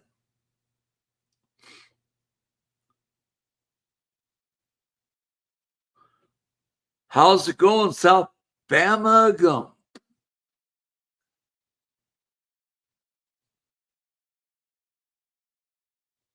Wow. How are they coming in droves? What's up with that? Let's see what we got here.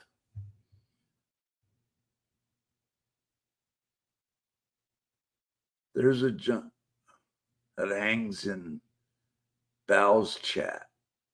There is he in Bal's chat every time?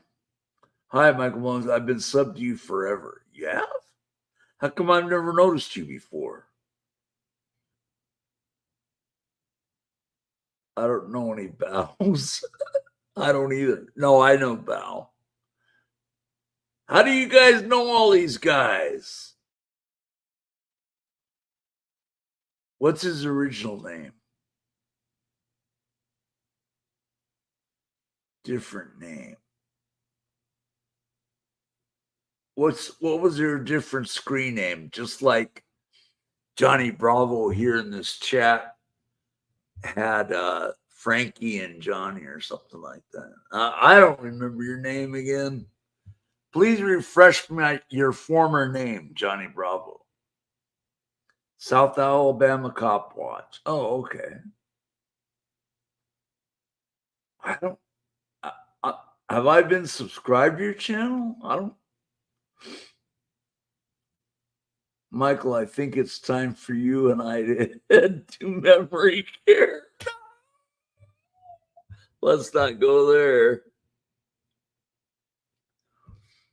That's like hell on earth. You can check in that place anytime you want, but you can never leave. Oh yeah, Tom and Jerry, that's it. That's it. You were Tom and Jerry before. And South Bama Gump was South Alabama Cop Watch. Okay. Now I'm putting two and two together here. Nobody bash anybody on here, all right? I don't want the live chatters to bash live chatters. I don't want live chatters to bash the host like Tony used to do. I'll stay away from the Hotel California. You're clear up in Seattle. What you worried about Hotel Cal? Oh, you think that California is gonna get in a big earthquake and crush the state of Washington? I get it now. Michael will do a full investigation into this matter. I will. I'm going to find out. How are you feeling today, Cheryl M? It's good to see South Bama Gump. How'd you know I was live? He's been subscribed to me for a long time.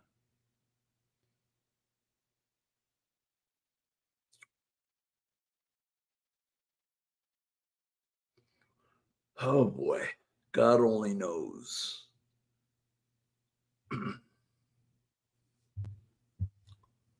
Yeesh.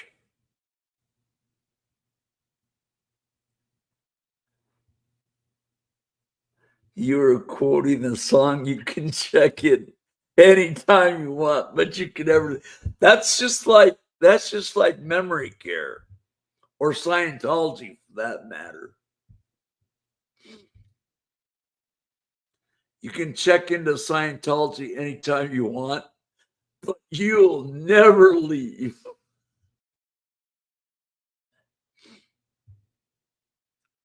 Welcome to the Hotel California. Such a lovely place. Such a lovely place. Dun, dun, dun, dun. Plenty of room at the Hotel California. Michael, I had been some to you since 2019, and you haven't forgotten me yet. Hell no, I would never forget about Caterpillar. You're my babe. Wish you'd come meet me. I can't catch a break. Subscribe. You subscribed to me in 2019. I started watching cop watchers, First Amendment auditors, activists like James Freeman since like 2018.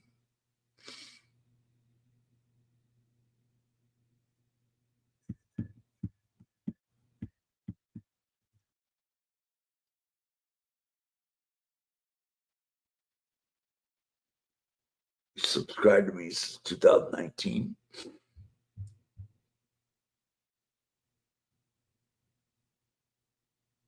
Yeah, you found me at Silver Diamonds. That's cool. Cheryl Lynn. Years ago. Yep. January 2019, I subbed to your channel. Cool.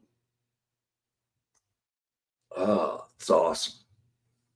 And you've been a supporter since all that time. I appreciate that. Did I get any more likes? Hit that like button. 16 likes. Come on, guys. Click that like button.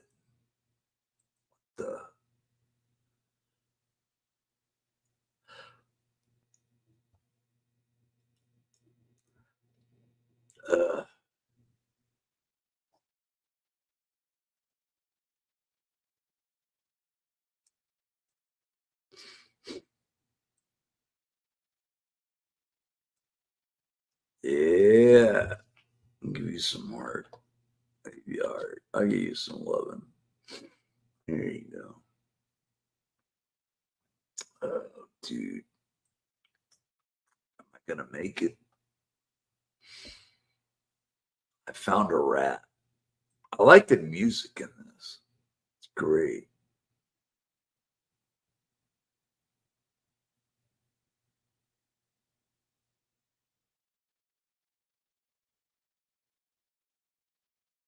Johnny Midnight subscribed to my channel too.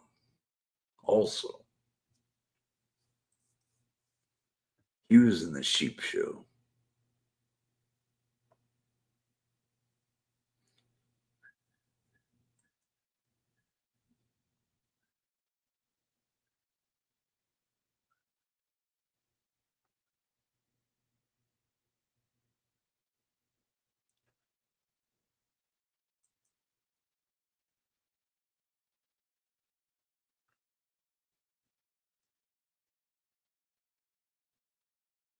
Michael, I will love you till the day I die.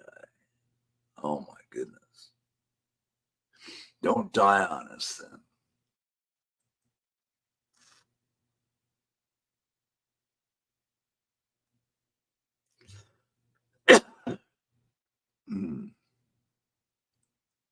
Okay, so I saw that receipt. Doesn't look like the same dude.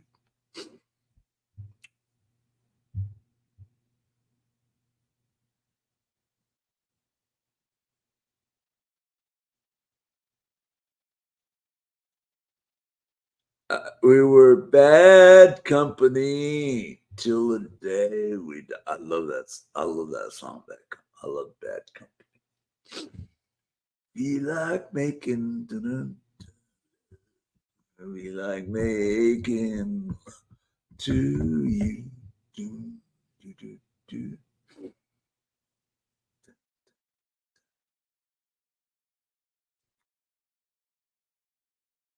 PennDOT. Oh, you beat me on PennDOT. Shankamp. Oh, she left. Darn. I had them going on. I had it going on. Dang.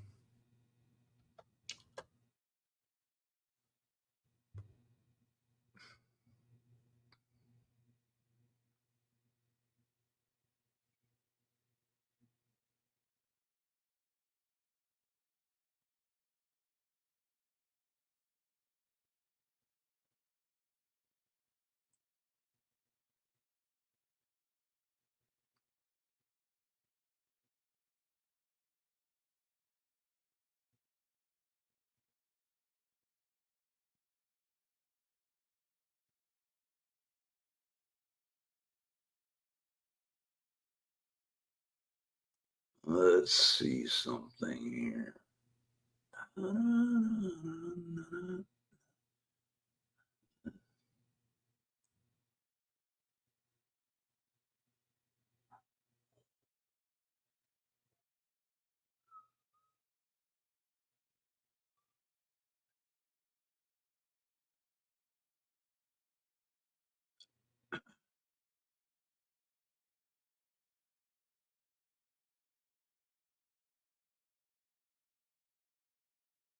Hmm.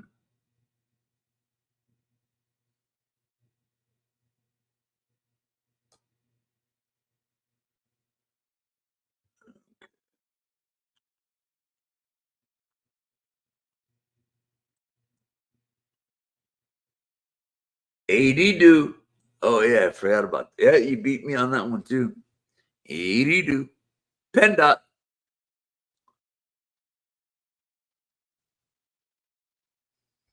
Take care, everyone. Hey, Shalom, thanks for coming by.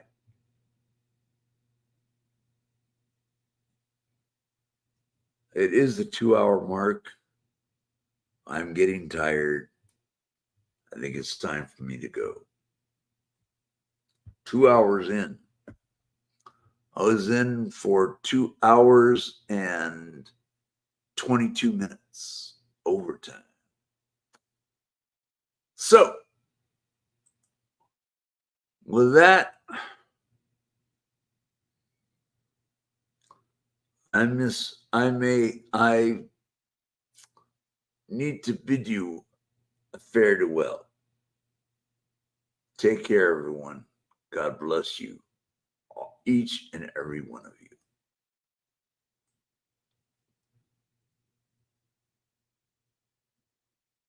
Clock watcher.